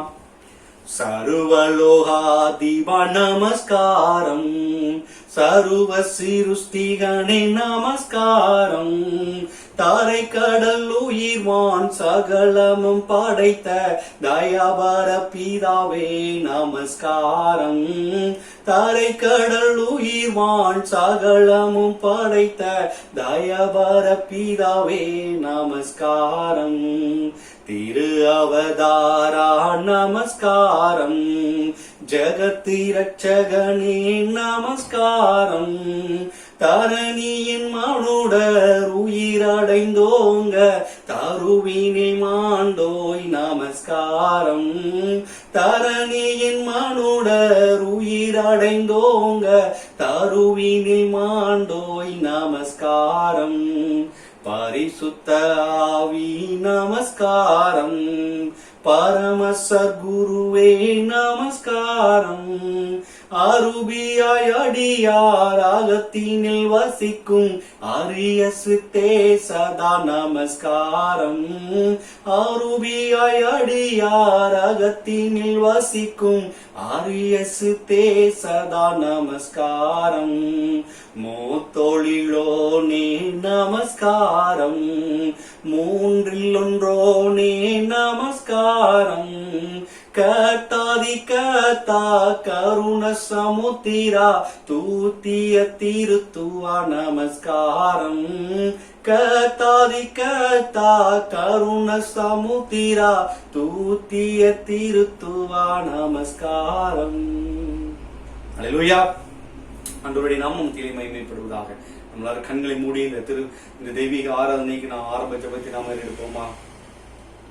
எங்கள் அன்புள்ள ஆண்டவரே, அருமையான இந்த ஓய்வு நாளின் காலை வேளைக்காக நாங்கள் நன்றி செலுத்துகிறோம். இந்த ஓய்வு நாள்ல நீர் எங்களோடு கூட பேச போவதற்காக நன்றி செலுத்துகிறோம். இந்த ஒரு ஓய்வு நாளை நீர் காணும்படியாய் நீர் செய்த கிருபைகளுக்காக நாங்கள் நன்றி செலுத்துகிறோம். நன்றி நன்றி, கொடான கோடி நன்றி ஆண்டவரே. இந்த உலகமே ஒரு பெரிய பதட்டத்தில் இருந்து கொண்டிருக்க வேளையில எங்களுக்கு ஆண்டவரே, உடைய பிள்ளைகளுக்கு ஆண்டவரே நீர் தெய்வீக சமாதானத்தையும் சந்தோஷத்தையும் கொடுத்து நல்ல சுகத்தையும் பலத்தையும் நீர் கொடுத்ததற்காக நாங்கள் நன்றி செலுத்துகிறோம். இயேசுப்பா, விசேஷமாக இந்த ஓய்வு நாளும் உடைய பாதத்தில் நாங்கள் அமர்ந்து காத்திருக்கிறோம். ஆண்டவரே, நீர் என்ன வார்த்தை என்ன தெய்வீக காரியத்தை நீர் எங்களுக்கு வைத்திருக்கிறீர் என்று ஆண்டவரே உம்முடைய சமூகத்தையே எங்கள் கண்கள் நோக்கி இருக்கிறது. ஆண்டவரே, நீர் எங்களோடு கூட பேசுங்க. ஆண்டவரே, கேட்டுக்கொண்டிருக்கிற ஒவ்வொரு பிள்ளைகளுடைய இதயம் தொழித்துக் கொண்டிருக்கத்தக்கதாக நீர் வார்த்தைகளை பேசும்படியாக ஜெபிக்கிறோம். ஆண்டவரே, இந்த கொரோனா வியாதினால பாதிக்கப்பட்ட ஒவ்வொரு குடும்பங்களுக்காய் நாங்கள் மன்றாடி ஜெபிக்கிறோம். ஆண்டவரே, ஒரு விசை நீர் அவர்களோடு கூட இருக்கும்படியாய் நாங்கள் ஜெபிக்கிறோம். ஆண்டவரே, நல்ல சுகத்தை கொடுங்க தகப்பனே, நல்ல சுகத்தை கொடுங்க.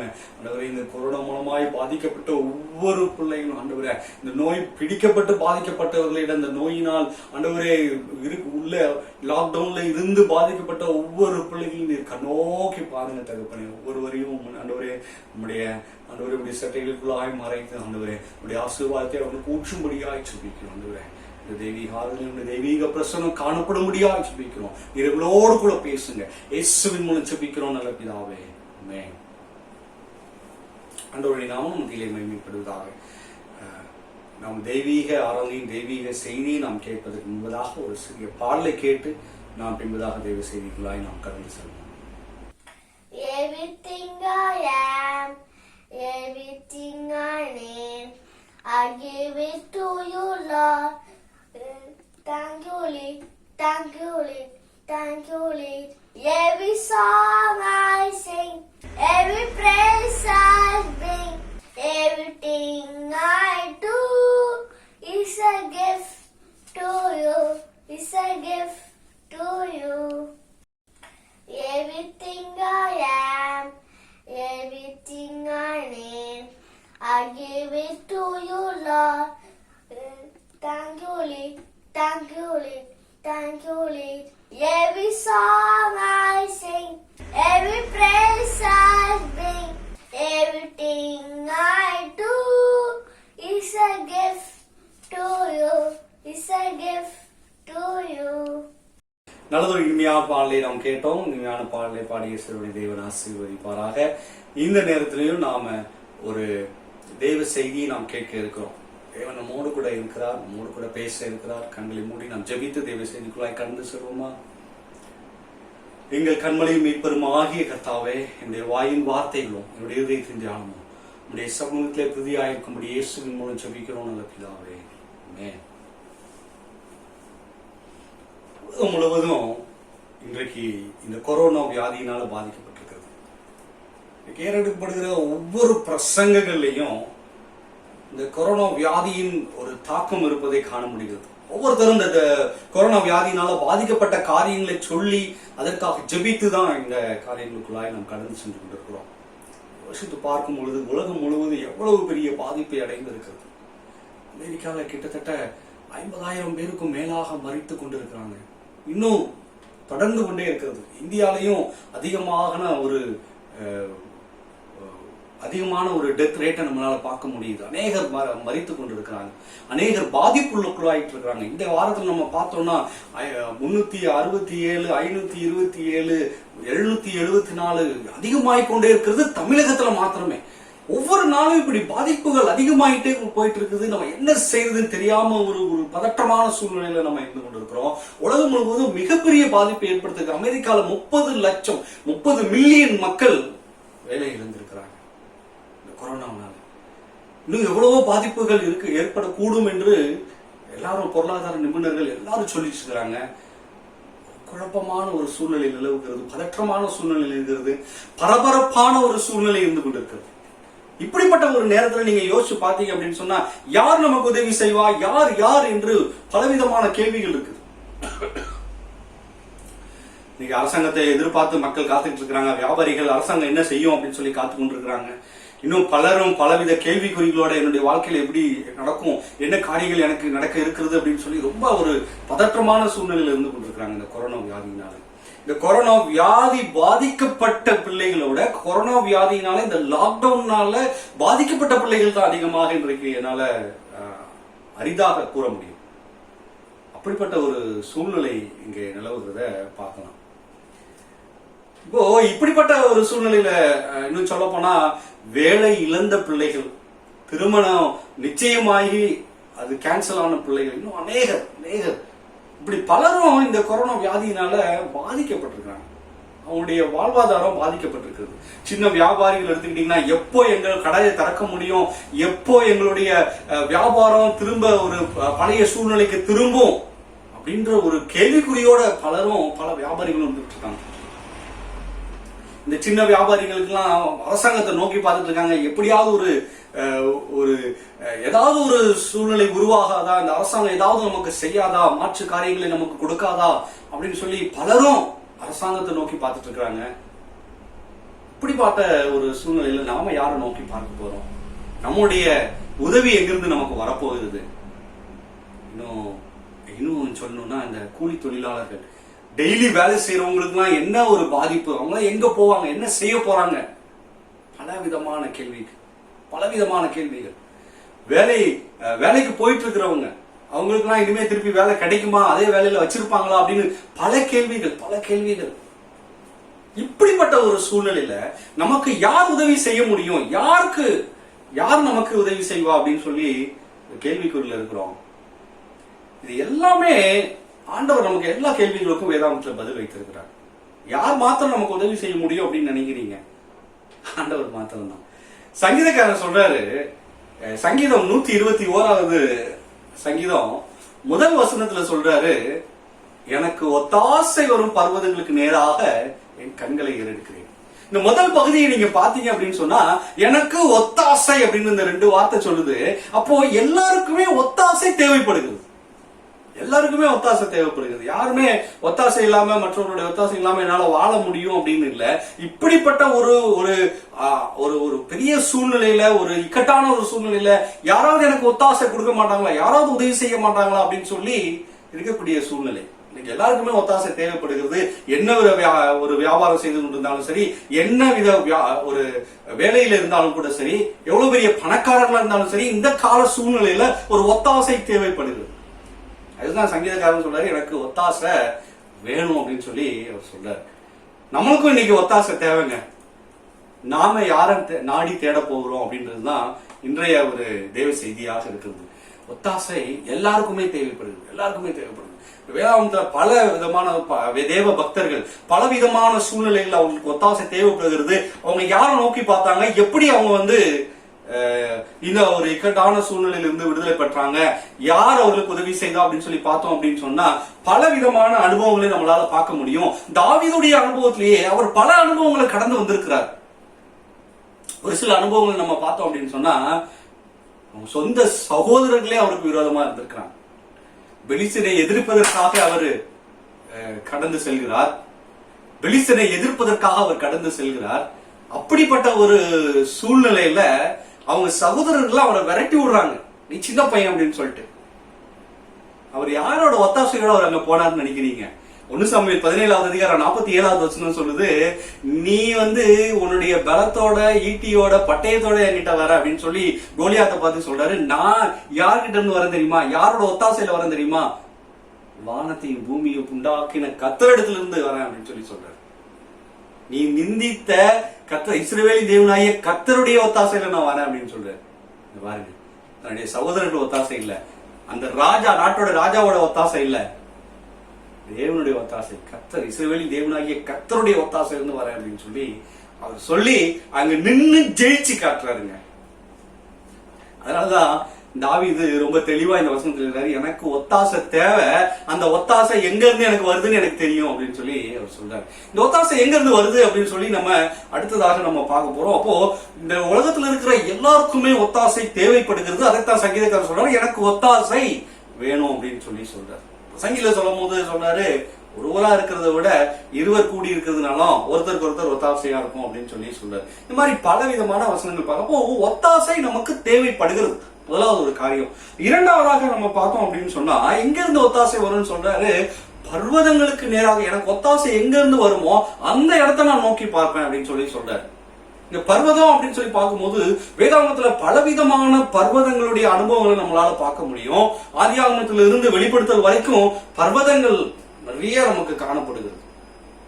ஆதியாகமத்துல பாத்தீங்க அப்படின்னு சொன்னா, ஆபிரகாம் மோரே மலையில ஏறி போறாரு தன்னுடைய மகனை பலி செலுத்துறது.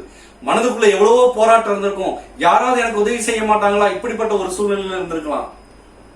ஈசாக்கு பதிலா ஏதாவது ஒண்ணு நான் பலி செலுத்த மாட்டேனான்னு கூட அவரு யோசிச்சுட்டு போயிருக்கலாம் மேல. ஆனாலும் அவரு யார ஒத்தாசையை நினைச்சாரு, ஆண்டவர் என்னால 100 வயசுல எனக்கு குழந்தைய கொடுக்க முடியும்னு சொன்னா இன்னும் எத்தனை வருஷம் ஆனாலும் ஆண்டவரால எனக்கு குழந்தைய கொடுக்க முடியும் அப்படின்ற ஒரு மன நிறைவுல அவர் அங்க போறாரு. அவருடைய ஒத்தாசை ஃபுல்லா ஆண்டவர் மேல இருந்தது. அது போனார் பாருங்க, அங்க ஒத்தாசை ஆண்டவர் கொடுத்தாரா இல்லையா? அங்க சிக்கி கொண்டிருக்கிற ஒரு ஆடு, அது எங்க இருந்து வந்தது? அந்த ஆடு ஒத்தாசை வரும் பர்வதங்களுக்கு நேராக. எலியா ஓடுறாரு, தப்பிச்சு ஓடுறாரு, எங்கேயோ ஓடுறாரு. இந்த பர்வதத்துல போய் நிக்கிறாரு. ஆண்டவர் அவருக்கு ஒத்தாசை கொடுக்குறாரு. அப்பா நீ என்ன செய்யணும், நான் உனக்கு சொல்றேன் அப்படின்னு சொல்லி உயிருக்கு பயந்து ஓடின ஒருத்தருக்கு ஆண்டவர் ஒத்தாசை கொடுத்தார். அது மாத்திரமல்ல, மோசே 40 நாள் அந்த பர்வதங்கள்ல மேல போய் இருக்கிறார் ஆண்டவரோடு கூட. சாப்பாடு தங்குற இடம் எதை பத்தியுமே யோசிக்கல, ஆண்டவர் அவருக்கு ஒத்தாசையாக இருந்தார். அது மாத்திரமல்ல இந்த மோசையை பாத்தீங்க அப்படின்னு சொன்னா, அவர் எங்கேயோ ஓடி போய் தன்னுடைய வாழ்க்கை ஒரு கேள்விக்குறியா இருக்குது, வனாந்தரத்துல நின்றுட்டு அவர் அந்த மலை மேல நின்று எதையோ யோசிச்சுட்டு இருக்கும் பொழுது திடீர்னு ஆண்டவர் ஒரு அக்கினி மூலமா அவருக்கு ஒத்தாசையை கொடுக்கிறாரு. அக்கினியில பற்றி எரியுது, போய் பாக்குறாரு, உன்னுடைய எதிர்காலம் என் கையில இருக்குன்னு சொல்லி ஆண்டவர் வாக்குத்தத்தம் கொடுத்து அவர் அங்க அனுப்புறாரு. இப்படி வேதாகமத்துல ஒவ்வொரு மலை அனுபவங்கள், பர்வதங்களுடைய அனுபவங்கள் பார்த்தோம்னு சொன்னா, ஒத்தாசை இல்லாம ஓடி போற ஒவ்வொருத்தருக்கும் ஆண்டவர் அங்க ஒத்தாசை கொடுத்து ஆண்டவர் அங்க சொல்லிக்கிறார். உயிருக்கு தப்பி ஓடி போனாலும் சரி, ஒன்றுமே இல்லாம ஓடி போனாலும் சரி, ஆண்டவரே என்ன செய்வதுன்னு தெரியாம ஓடி போனாலும் சரி, வாழ்க்கையுடைய எதிர்காலம் எல்லாத்தையும் ஆண்டவர் கொடுத்து ஆண்டவருக்கு ஒத்தாசை கொடுக்கறத நம்மளால பார்க்க முடியாது. இஸ்ரவேல் ஜனங்களை நம்ம யோசிச்சு பார்ப்போம். தண்ணி குடிக்க தண்ணி இல்ல, நடக்கிறாங்க நடந்துகிட்டே இருக்கிறாங்க, குடிக்க தண்ணி இல்லையே அப்படின்னு சொல்லி யோசிக்கும் பொழுது ஆண்டவர் அங்க கண்மலையாக அங்க வந்து நின்று, ஒரு பர்வதமாக அங்க வந்து நின்று அவங்களுக்கு தண்ணீரை கொடுப்பதை நம்ம பார்க்க போறோம். என்ன ஒரு சூழ்நிலையாக இருந்தாலும் சரி, என்ன ஒரு நிலையாக இருந்தாலும் சரி, ஆண்டவர் பர்வதங்கள் மூலமாக பல காரியங்களை பேசியிருக்கிறார். ஒலிவ மலையில பார்க்கலாம், அங்கேயும் ஆண்டவர் தன்னுடைய சீஷர்களுக்கு ஒத்தாசை கொடுக்கிறார். என்ன ஒரு மனநிலையோட இந்த சீஷர்கள் இருந்தாங்க அப்படின்னு சொன்னா, ஆண்டவர் தான் மேசியா, அவர் தான் எல்லாரையும் பாதுகாப்பார், காப்பாற்றுவார், அப்படி இப்படின்னு நினைச்சிட்டு இருந்த ஒரு இடத்துல நான் யாருன்னு ஆண்டவர் அங்க வெளிப்படுத்தி, ஒரு மறுரூப மலையில தன்னையே வெளிப்படுத்தி அவர்களுக்கு ஒரு ஒத்தாசையாக, நான் தான் மேசியா, நான் தான் பரலோகத்துல இருந்து இறங்கி வந்த தேவன் என்று சொல்லி ஒத்தாசை கொடுக்கிறத பார்க்கலாம். பல மலை அனுபவங்களை பார்க்கலாம். சங்கீதக்காரன் பாத்தீங்கன்னா தன்னுடைய அனுபவங்கள்ல பல காரியங்களை கற்றுக்கொண்டார். அதனாலதான் அவர் சொல்றாரு, எனக்கு ஒத்தாசை வரும் பர்வதங்களுக்கு நேராக அந்த சீயோன் பர்வதம், அந்த பரலோகத்தை நான் நோக்கி பார்க்கிறேன் அப்படின்னு சொல்லி தாவீது சொல்றாரு. ஒத்தாசை வரும் பர்வதங்களுக்கு நேராக அவர் என்ன பண்றாரா, என்னுடைய கண்களை நான் ஏறெடுப்பேன் அப்படின்னு சொல்லி சொல்றாரு. நான் ஒத்தாசை வரும் பர்வதம் அங்க இருக்கு, நாங்க ஏறி போவேன் அப்படின்னு சொல்ல, நான் கண்களை ஏறெடுப்பேன், அது மாத்திரம் எனக்கு போதும் அப்படின்னு சொல்லி சங்கீதக்காரன் சொல்றாரு. இது என்னங்க இது அப்படின்னு சொல்லி யோசிச்சு பாத்தீங்க அப்படின்னு சொன்னா, அவரை நோக்கி பார்த்தா மாத்திரம் போதும். சங்கீதம் 34வது அதிகாரம் 4 சங்கீதம் 34வது சங்கீதம் 5-6 வசனங்களை பாத்தீங்கன்னா, அவரை நோக்கி பார்த்து பிரகாசம் அடைந்தார்கள், அவர்கள் முகங்கள் வெட்கப்படவில்லை. அவர்கள் முகங்கள் வெட்கப்படலையாம். அவங்களை நோக்கி பார்த்தா போதும், அவரை நோக்கி பார்த்தா போதும், வெட்கப்பட்டு போவதில்லை. நம்ம ஒருபோதும் வெட்கப்பட்டு போவதில்லை. வேத பக்தர்கள் வெட்கப்பட்டு போனதில்லை. நமக்கு முன்னால ஓடின முன்னோடிகள் வெட்கப்பட்டு போனதில்லை. நம்முடைய பிதாக்கள் வெட்கப்பட்டு போகல, நாமும் வெட்கப்பட்டு போவதில்லை. ஏனென்று சொன்னால், ஒத்தாசை வரும் பர்வதங்களுக்கு நேராக நம்முடைய கண்களை ஏறெடுக்க வேண்டும். பாருங்க, ஒத்தாசை வரும் பர்வதங்களுக்கு நேராக என் கண்களை ஏறெடுப்பேன். கண்களை நோக்கி பார்த்து நான் ஆண்டவரை நோக்கி பார்த்து நான் ஜெபிப்பேன், எனக்கு ஒத்தாசை கிடைக்கும் அப்படின்னு சொல்லி சங்கீதக்காரன் மிக தெளிவாக எழுதுவதை நம்ம இங்க பார்க்க முடியும். ஒரு நிமிஷம் நம்ம யோசிச்சு பார்ப்போமே. வனாந்தரத்துல ஒரு பெரிய வாதை அங்க நேரிட்டது. இஸ்ரவேல் ஜனங்கள் மத்தியில் ஒரு பெரிய வாதை நேரிட்டது. அங்கங்க செத்துக்கிட்டே வராங்க. அப்போ எல்லாரும் மோசையை போட்டு கதறும் போது மோசை ஆண்டவர்கிட்ட கேட்கிறார், ஆண்டவரே என்ன செய்யணும் அப்படின்னு சொல்லி கேட்கும் பொழுது அங்க ஆண்டவர் அங்க ஒரு கட்டளையை கொடுக்கிறாரு. ஒரு வெண்கல சர்ப்பத்தை நீ செய்யி, அதை செஞ்சு ஒரு கம்புல மாட்டி அதை நீ வையே, அதை பார்க்கிற எல்லாரும் சுகமடைவாங்க அப்படின்னு சொல்லி சொல்றாரு. நல்லா யோசிச்சு பார்க்கணும். ஒருவேளை இப்படிப்பட்ட ஒரு சூழ்நிலையில என்னங்க ஆண்டவரை நோக்கி பார்த்தா அப்படி ஆகுமா இப்படி ஆகுமா அப்படின்னு சொல்லி கேள்வி கேட்கலாம். அதே ஒரு காரியம் தான் அங்க இஸ்ரவேல் ஜனங்கள் மத்தியில நடந்திருக்கலாம். என்ன பாம்பு கடிச்சிட்டு இருக்கு, எங்களை நாங்க சர்ப்பத்தால கடிப்பட்டு செத்துக்கிட்டு இருக்கிறோம், இந்த நேரத்துல ஒரு வெண்கல சர்ப்பத்தை பார்த்தா சரியாயிடும் சொல்றாங்களே அப்படின்னு சொல்லி பலவிதமான கேள்விகள் அவங்களுக்கு இருந்திருக்கலாம். அப்படிப்பட்ட ஒரு நிலையில நோக்கி பார்த்த எல்லாரும் சுகமடைஞ்சாங்க. நோக்கி பார்த்த எல்லாரும் சுகமடைகிறத நம்ம பார்க்க முடியும். இந்த வசனம் அப்படிதான் சொல்லுது. என்ன அந்த அனுபவத்தை நம்ம வாசிச்சு பார்க்கும்போது அங்க நோக்கி பார்க்கிற எல்லாரும், மோச எல்லாத்தையும் சொல்றாரு, நீ அந்த சர்ப்பத்தை நோக்கி பாரு, என்ன பார்க்காத, மனுஷங்களை பார்க்காதீங்க, தயவு செய்து ஆண்டவரை நோக்கி பாருங்க, வெட்கப்பட்டு போவதில்லை. சுகத்தை ஆண்டவர் கொடுக்கிறார். ஒருவேளை என்ன ஒரு வியாதியில பாதிக்கப்பட்டாலும் சரி, இது ஒரு கொரோனா ஒரு கொள்ளை நோய் எதுல பாதிக்கப்பட்டாலும் சரி, ஆண்டவரை நோக்கி பார்ப்பவர்கள் ஒரு நாளும் வெட்கப்பட்டு போவதில்லை. அதுதான் இந்த அனுபவம் சொல்லுது. அவங்க நோக்கி பார்த்தாங்க, வெண்கல சர்ப்பத்தை நோக்கி பார்த்தாங்க, அவங்க பிழைத்தாங்க, அவங்களுடைய வாதை தீர்ந்தது, அந்த சர்ப்பங்கள் ஓடி போனது, அந்த சர்ப்பங்களால் கடிப்பட்டவர்கள் சுகத்தை பெற்றார்கள். எந்த ஒரு வாதையா இருந்தாலும் சரிங்க, எந்த ஒரு கொள்ளை நோயா இருந்தாலும் சரிங்க, எந்த ஒரு சூழ்நிலையாக இருந்தாலும் சரி, மனுஷனை தயவு செய்து நோக்கி பார்க்காதீங்க, தேவனை நோக்கி பாருங்க. அதுதான் சங்கீதக்காரன் நம்ம கற்றுக்கொள்ளக்கூடிய ஒரு பாடம். எனக்கு ஒத்தாசை வரும் பருவங்களுக்கு நேராக கண்களை நான் ஏறெடுப்பேன், நான் நோக்கி பார்ப்பேன், அது போதும், எனக்கு ஒத்தாசை எனக்கு கிடைச்சிடும், கண்டிப்பா எனக்கு கிடைச்சிடும் அப்படின்னு சொல்லி ஆணித்தரமா அவர் எழுதுறாரு. ஏன் அப்படின்னு சொன்னா, அடுத்த வசனம் அவர் ஆணித்தரமா சொல்றாரு பாருங்க, எங்க இருந்து எனக்கு ஒத்தாசை வரும், அந்த பர்வதங்களை நான் நோக்கி பார்க்கிறேன், யாரு எனக்கு அந்த பர்வதங்கள் ஒத்தாசை கொடுக்குறா அப்படின்னு சொன்னா, அந்த பர்வதம் எனக்கு ஒத்தாசை கொடுக்கல, அந்த பர்வதம் இயேசு கிறிஸ்துவாக இருக்கிறார், அவரே எனக்கு ஒத்தாசை கொடுக்கிறார் அப்படின்னு சொல்லி சொல்றாரு. இரண்டாவது வசனம் சொல்லுது, வானத்தையும் பூமியும் உண்டாக்கின கர்த்தரிடத்திலிருந்து எனக்கு ஒத்தாசை வரும். அந்த பர்வதத்துல இருந்து இல்ல, அந்த பர்வதமே இயேசுவா இருக்கிறார், அவர்கிட்ட இருந்து எனக்கு ஒத்தாசை வரும் அப்படின்னு சொல்லி இங்க தாவீது எழுதுறாரு. ஏன் அவர்கிட்ட இருந்து ஒத்தாசை வரும் அப்படின்னா, அவர் வானத்தையும் பூமியும் உண்டாக்கின கர்த்தர். அவர் யாரும் ஒருத்தர் இல்ல, அவர் ஏதோ கற்சிலை அல்ல, அவர் ஏதோ ஒரு மனுஷன் அல்ல, அவர் வானத்தையும் பூமியும் உண்டாக்கினவர். அந்த உண்டாக்கினவர்கிட்ட இருந்து எனக்கு ஒத்தாசை வரும். ஏன் இந்த வானத்தையும் பூமியும் உண்டாக்குனவர் அப்படின்னு சொல்லி ஏன் அவர் அப்படி தெளிவா எழுதுறாரு? ஏன் எல்லா காரியங்களையும் சொல்லாம வானத்தையும் பூமியும் உண்டாக்கினார் அப்படின்னு சொல்லி பொதுவா சொல்றாரு அப்படின்னு சொல்லி யோசிச்சு பாத்தீங்க அப்படின்னு சொன்னா, இந்த மனுஷனை உருவாக்குவதற்கு முன்பதாகவே ஆண்டவர் இந்த மனுஷனுக்கு என்னென்ன தேவை, வானத்திலையும் பூமியிலையும் என்னென்ன தேவை அப்படின்றத சுட்டி காட்டி, என்னென்ன தேவை என்பதை உணர்த்தி, என்னென்ன தேவைகளை எல்லாவற்றையும் உருவாக்கி வைத்த தேவன். உங்களுக்கும் எனக்கும் முன்னாடியே, நம்மளை படைக்கிறதுக்கு முன்னாடியே ஆண்டவர் எல்லாத்தையும் ரெடியா வச்சுட்டாரு. இந்த திருமணம் ஆகிறதுக்கு முன்னாடி ஒரு சிலர் கேட்பாங்க, எப்போ எனக்கு கல்யாணம் ஆகும், எப்போ எனக்கு கல்யாணம் ஆகும் அப்படின்னு சொல்லி யோசிச்சுட்டே இருப்பாங்க.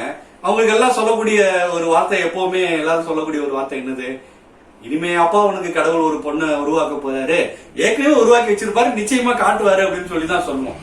அதே மாதிரிதான் ஆண்டவர் மனுஷனை உருவாக்குவதற்கு மாதிரி என்ன தேவை அப்படின்றது எல்லாத்தையும் உருவாக்கிட்டு அதுக்கப்புறம் அவன் மனுஷனை கொண்டு வர்றாரு. அப்போ அப்படிப்பட்ட ஒரு தேவன் நமக்கு இந்த கொரோனா வியாதி வருவதற்கு முன்பதாகவே நம்ம எப்படி பாதுகாக்கணும் அப்படின்னு ஆண்டவர் நமக்கு தெரிந்து வைத்திருக்கிறார்.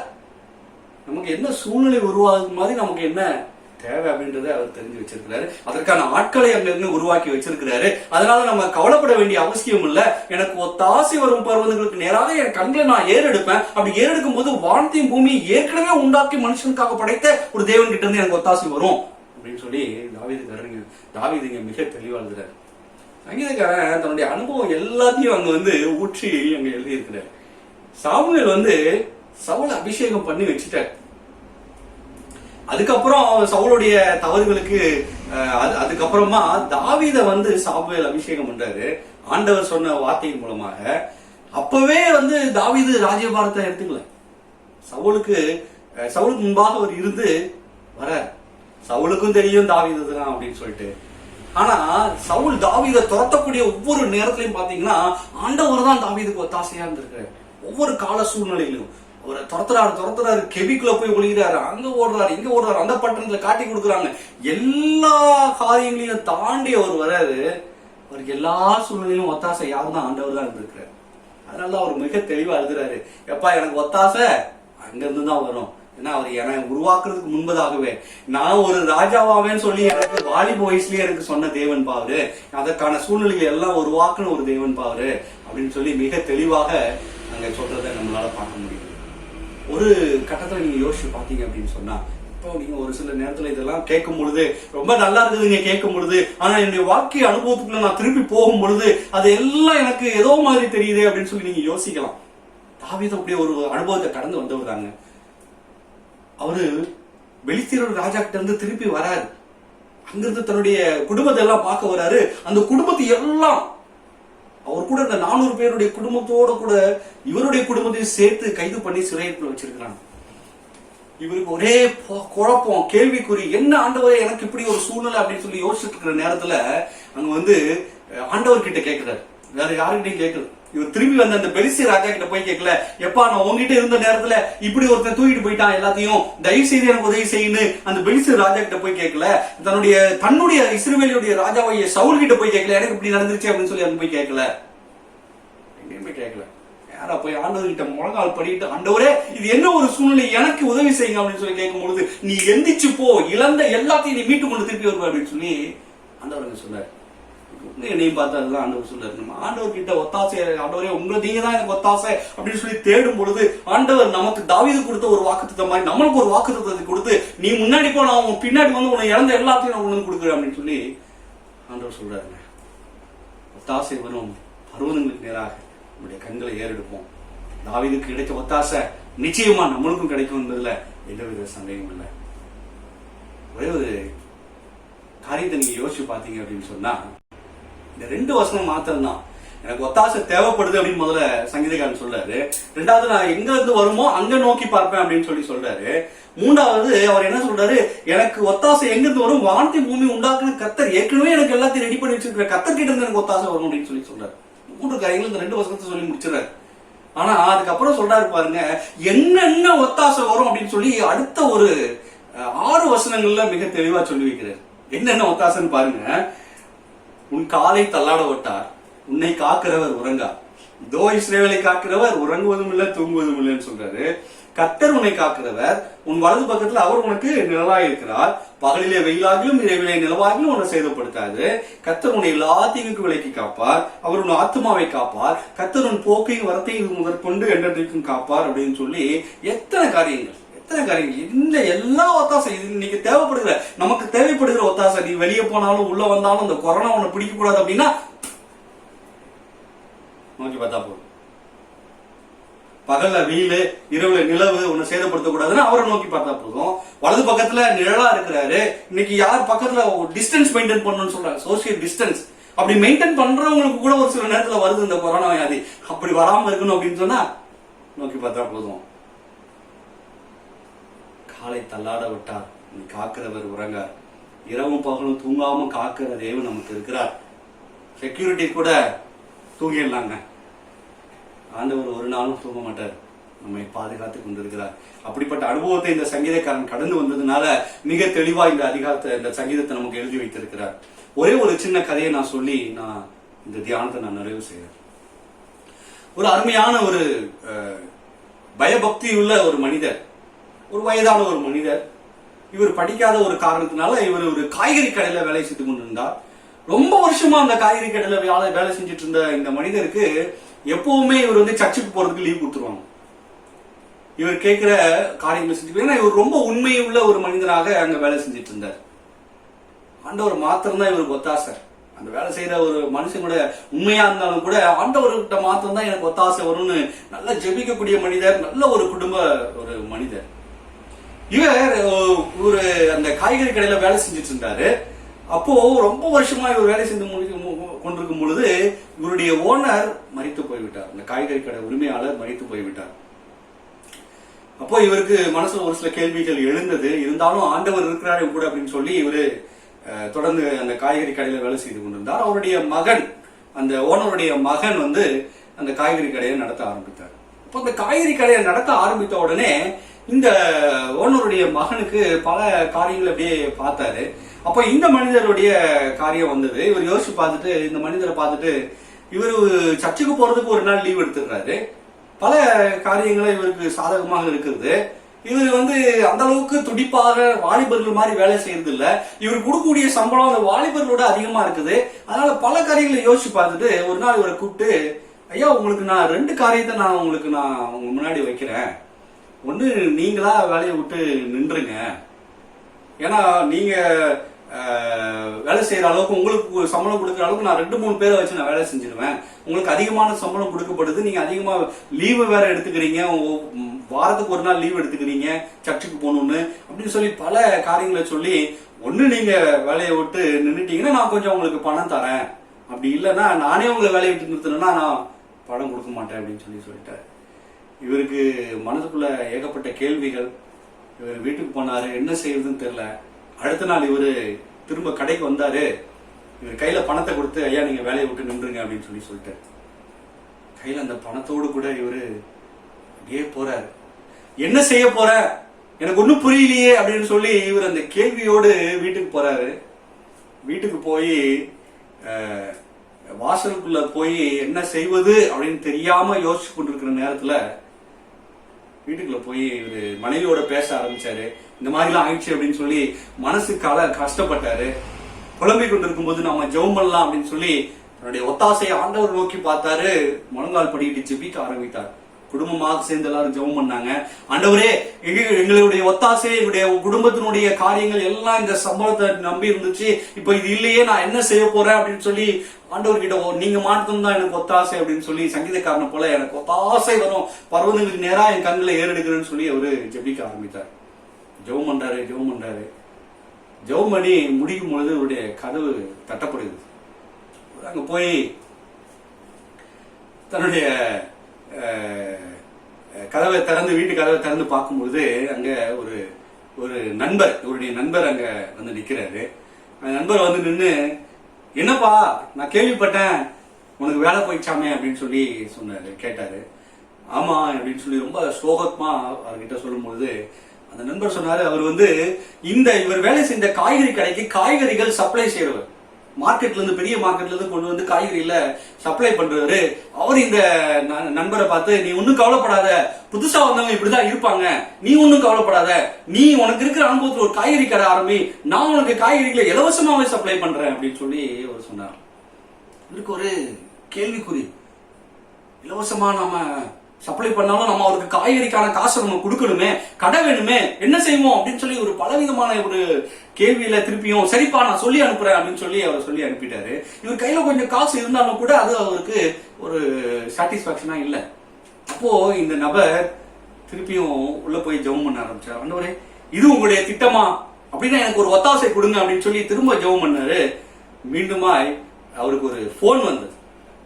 அவர் போன் எடுத்து பேசினாரு. அப்போ அவருடைய சபையில இருந்த ஒரு பெண்மணி அவனுக்கு போன் பண்ணாங்க.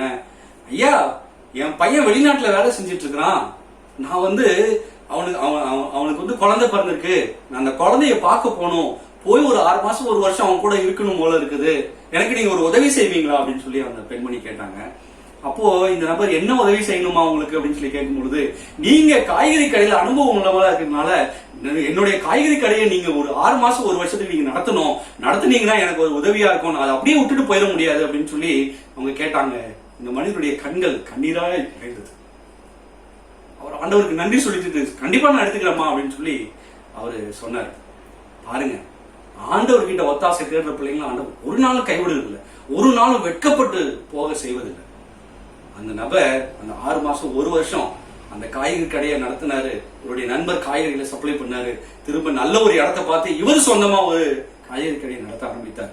உன்னுடைய எதிர்காலத்தையும் என்னுடைய எதிர்காலத்தையும் கணிக்கக்கூடிய ஒரே நபர் நம்முடைய தேவன். அவருக்கு தெரியும் நம்முடைய எதிர்காலம். அவரை மாத்திரம் நம்ம நோக்கி பார்த்தா போதும். ஏன்னா அவர் ஏற்கனவே உங்களுக்கும் எனக்கும் உங்களையும் என்னையும் உருவாக்குவதற்கு முன்பதாகவே இவனுக்கு என்ன தேவை, இவனுக்கு என்ன வயசுல என்ன தேவைப்படும்ன்றதை ஏற்கனவே உருவாக்கி வைத்த ஒரு நபர் நம்முடைய தேவன். அவருக்கு தெரியும் எதிர்காலம் எல்லாம். அதனால இந்த எதிர்காலத்தை குறித்து கவலைப்படாதீங்க. இந்த கொரோனா இப்படி இருக்க, இந்த சூழ்நிலையில வேலை இல்லையே, அது இல்லையே, இது இல்லையே, கொரோனாலாம் முடிஞ்சதுக்கு அப்புறம் எனக்கு வேலை கிடைக்குமா, என்னோட வியாபாரம் திருப்பி போகுமா, எந்த அளவுக்கு நடைபெறும் அப்படின்னு பலவிதமான கேள்விக்குறிகள் நீங்க இருக்கலாம். சங்கீதக்காரனை நினைச்சுக்கோங்க, தெல்லு பூச்சியை தேட வந்தீங்களான்னு சவுல பார்த்து கேட்கிறாரு. நான் பூச்சி மாதிரி இருக்கிறேன் அப்படின்னு சொல்ல ஒரு நபர் சொல்லக்கூடிய காரியம், தாசை வரும் பர்வதங்களுக்கு நேராக என் கண்களை வைக்கிறேன்னு சொல்றாரு. அதே மாதிரி நீங்களும் நானும் இன்னைக்கு தாசை வரும் பர்வதங்களுக்கு நேராக இயேசு கிறிஸ்துவுக்கு நேராக நம்ம கண்களை ஏறெடுத்து பார்ப்போம். நிச்சயமாக ஆண்டவர் நமக்கு ஒத்தாசை கொடுத்து ஒத்தாசை அனுப்பி வானத்தையும் பூமியும் நமக்கு முன்பாக உருவாக்கி வைத்தது போல நமக்கான எதிர்காலத்தை அவர் உருவாக்கி வைத்திருக்கிறார் என்ற சிந்தனையோடு, எந்த நம்பிக்கையோடு வாழ்க்கையை நகர்த்துவோம். தேவன் நம்முடைய காரியங்கள் எல்லாம் பார்த்துக் கொள்வார். நமக்கு ஒத்தாசை அனுப்பி நம்மை ஆதரிப்பார் என்பதில் எந்தவித சந்தேகமில்லை. அந்த சிந்தனையோடு கூட நாம் நம்முடைய வாழ்க்கையை தொடருவோம். தேவன் நம்மை ஆசீர்வதிப்பாராக. நாம இந்த நேரத்துல ஒரு பாடலை பாடி நாம் ஜெபித்து இந்த நாளின் தியானத்தை நாம் நிறைவு செய்வோமா? என்னம்மா ஸ்டாப் பண்ண வந்த அழகான பழைய பாடல் இந்த நம்ம தியானத்திய பகுதியுடைய வரிகளாக இருக்கிறது. அந்த பாடலை நம்ம எல்லாரும் சேர்ந்து பாடுவோம். தெரிஞ்சவங்களும் என்னோடு கூட பாடுங்க, தெரியாதவங்களும் என்னோடு கூட சேர்ந்து பாடுங்க. நீங்க எல்லாரும் என்னோடு கூட சேர்ந்து பாடி ஆண்டவருடைய நாமத்தை மகிமைப்படுத்தும்படி உங்களை அன்போடு கேட்டுக்கொள்கிறேன். எனக்கு ஒத்தாசை வரும் பர்வதங்களுக்கு நேராக என் கண்களை ஏறெடுக்கிறேன். வானமும் பூமியும் படைத்த தேவனிடமிருந்து எனக்கு ஒத்தாசை வரும் என்ற பாடல் எல்லாரும் சேர்ந்து பாடுவோமா? எனக்கு ஒத்தாசை வரும் பர்வதம் நேராய் என் கண்களை ஏறெடுப்பேன்.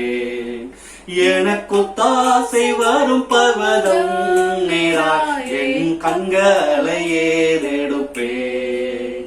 வானமும் பூமியும் படைத்த வல்ல தேவனிடமிருந்தே, வானமும் பூமியும் படைத்த வல்ல தேவனிடமிருந்தே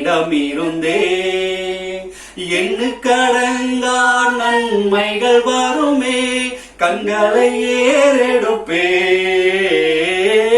எண்ணுக்கடங்கா நன்மைகள் வருமே, கண்களை ஏறெடுப்பே.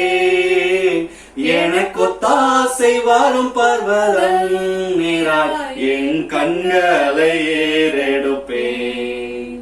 என் காலை தள்ளாட ஓட்டார், என்னை காக்கும் தேவன் உறங்கார். இஸ்ரவேலை காக்கும் நல் தேவன் ராப்பகல் உறங்காரே. இஸ்ரவேலை காக்கும் நல் தேவன் ராப்பகல் உறங்காரே. எனக்கு ஒத்தாசை வரும் பர்வதம் நேராய் என் கண்களை ஏறெடுப்பேன். இந்த பாடலுடைய மற்றொரு வரிகள் மிக அழகாக சொல்கிறது. மலைகள் பெயர்ந்தகன்றிடினும் நிலை மாறி புவி அகன்றிடுமோ, நிலை மாறி புவி அகன்றிடினும் மாறிடுமோ அவர் கிருபை என்னாலும் ஆறுதல் எனக்கு அவரே. எவ்வளவு அழகான ஒரு கவியில. இந்த கொரோனா வந்து என்னுடைய குடும்பத்தையே புரட்டி போட்டாலும் சரி, என்ன ஒரு குடும்ப சூழ்நிலையாக இருந்தாலும் சரி, என்ன ஒரு கஷ்டமாக பாடுகளாக இருந்தாலும் சரி, அவருடைய கிருபை எனக்கு நிக்குது, அவருடைய கிருபை எனக்கு போதும் அப்படின்னு சொல்லி இந்த கவி மிக அழகாக சொல்லி இந்த கவியை மாத்திரம் நம்ம ஒருவரை பாடி நான் ஜபித்து இந்த நாள் கொடுத்து நம்ம நிறைவு செய்வோமா? மலைகள் பெயர்ந்தகன்றிடினும் நிலை மாறி புவி அகன்றிடினும், மலைகள் பெயர்ந்தகன்றிடினும் நிலை மாறி புவி அகன்றிடினும் மாறிடுமோ அவர் கிருபை என்னாலும் ஆறுதல் எனக்கு அவரே. மாறிடுமோ அவர் கிருபை என்னாலும் ஆறுதல் எனக்கு அவரே. எனக்கொத்தாசை வரும் பர்வதம் நீராய் என் கண்களை ஏறெடுப்பேன். எனக்கொத்தாசை வரும் பர்வதம் நீராய் என் கண்களை ஏறெடுப்பேன். நமக்கு ஒத்தாசை வரும் பர்வதங்களுக்கு நேராக நம்முடைய கண்களை ஏறெடுப்போமா? எல்லாரும் கண்களை மூடி ஆண்டவரை நோக்கி பாருங்க. இந்த நேரத்துல ஒரு நிமிஷம் நீங்க ஆண்டவரை நோக்கி பாருங்க. வேற யாரையும் நோக்கி பார்க்க வேணாம். இவர்கிட்ட இருந்து உதவி கிடைக்குமா, அவர்கிட்ட இருந்து உதவி நோ, யாருமே உதவி கொடுக்க முடியாதுங்க. ஒரு சில நேரத்துல அவங்க உதவி கொடுக்கலாம், ஆனா எல்லா நேரத்திலும் உதவி கொடுக்கக்கூடிய, ஒத்தாசை அனுப்பக்கூடிய ஒரே ஒரு தேவன் நம்முடைய தேவன் மாத்திரம்தான்.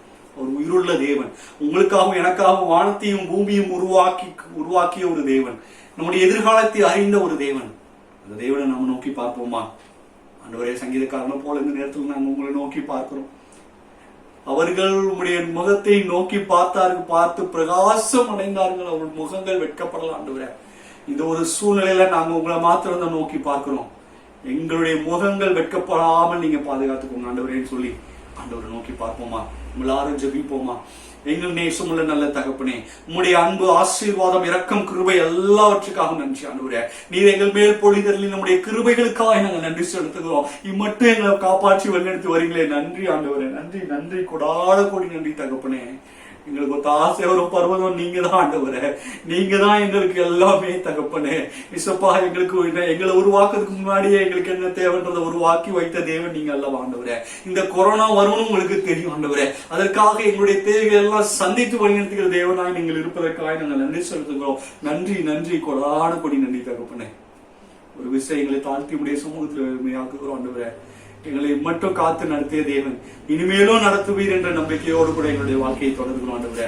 கொரோனாவால பாதிக்கப்பட்ட ஒவ்வொரு குடும்பங்களையும் ஆண்டவரே நீர் திரும்ப ஆண்டவரே அந்த பாதிப்புகளை மீட்டு நடத்த முடியாது ஜெபிக்கிறோம் ஆண்டவரே. என்னுடைய சபை குடும்பங்கள் தலைவணங்கி இருக்கிற ஒவ்வொரு பிள்ளைகளையும் ஜெபிக்கிறோம். என்ன விதமான பாதிப்பு அவர்களுக்கு ஏற்பட்டிருந்தாலும், மலைகளே பெயர்ந்து வந்திருந்தாலும் கூட ஆண்டவரே, என்னுடைய கிருபை அவர்களை விட்டு விலகாமல் நீர் பாதுகாத்துக் கொள்ள முடியாது.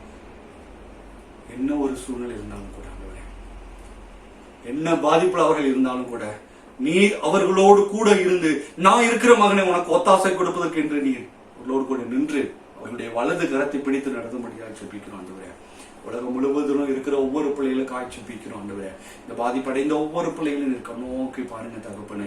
எங்களுடைய அரசாங்கங்களுக்கு ஆண்டவரே நீர் நல்ல ஞானத்தை கொடுத்து ஆண்டவரே, இந்த ஒரு இக்கட்டான சூழலில் மீண்டு வருவதற்கு ஒரு ஞானத்தை கொடுக்கும்படியாக ஜெபிக்கிறோம் ஆண்டவரே. உங்களுடைய சபை குடும்பங்கள் பாதிக்கப்பட்ட பிள்ளைகள் ஒவ்வொருவருக்காக ஜெபிக்கிறோம். ஒவ்வொருவரையும் நீர் ஆண்டவரை தூக்கி நிறுத்தும்படியாக ஜெபிக்கிறோம். இந்த நேரத்துல இந்த நாள்ல எங்களோடு கூட பேசியதற்காக நன்றி ஆண்டவரே. எங்களுக்கு ஒத்தாசை வரும் பர்வதம் நீங்க தான் இயேசுப்பா. நாங்க உங்களை மாத்திரம்தான் நோக்கி பார்க்க போறோம். எப்படி அந்த வெண்கல சர்ப்பத்தை நோக்கி பார்த்து பிழைத்தார்களோ, அதே போல நாங்க உங்களை நோக்கி பார்க்க போறோம். எப்படி தேவனுடைய பிள்ளைகள் உங்களை நோக்கி பார்த்த ஒவ்வொரு பிள்ளைகளும் ஆண்டவரே பிரகாசம் அடைந்தார்களோ, அவர்கள் முகங்கள் வெட்கப்படவில்லையோ, அதே போல உங்களை நோக்கி பார்த்து நாங்களும் பிரகாசம் அடைந்து எங்கள் முகங்கள் வெட்கப்படாதபடி நீ செய்ய முடியாது. அந்த சத்தியத்துக்காய் நாங்கள் நன்றி செலுத்துகிறோம். அதில் நாங்கள் உறுதியாக நிற்க நீர் கிருபை செய்யுங்க. உங்களுடைய வாரத்தில் உங்களுடைய கரம் எங்களோடு கூட இருக்கட்டும். ஒவ்வொரு பிள்ளைகளையும் நீர் காத்து வழிநடத்த முடியாது. இயேசுவின் மூலம் ஜெபிக்கிறோம் நல்ல பிதாவே, ஆமென். பரமனில் இருக்கிற எங்கள் பிதாவே, உடைய நாமம் பரிசுத்தப்படுவதாக, உடைய ராஜ்யம் வருவதாக, உடைய சித்தம் பரமணத்திலே செய்யப்படுவதாக, பூமியிலேயும் செய்யப்படுவதாக. எங்களை வேண்டிய ஆகத்தை எங்களுக்கு தாரும். எங்கள் கடனாளிகளுக்கு நாங்கள் மன்னிக்கிறது போல எங்கள் கடன்களை எங்களுக்கு மன்னியும்.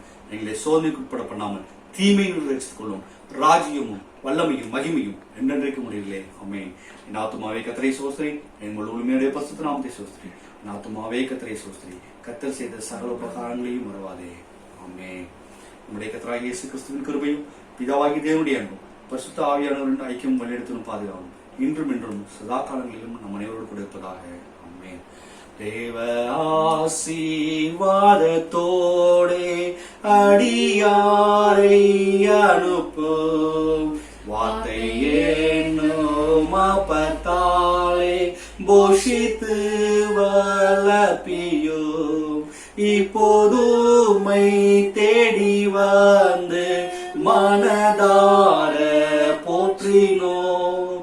நித்திய வாழ்வே நீ கலித்து உம்மை வாழ்த்தி தொழுவோம்.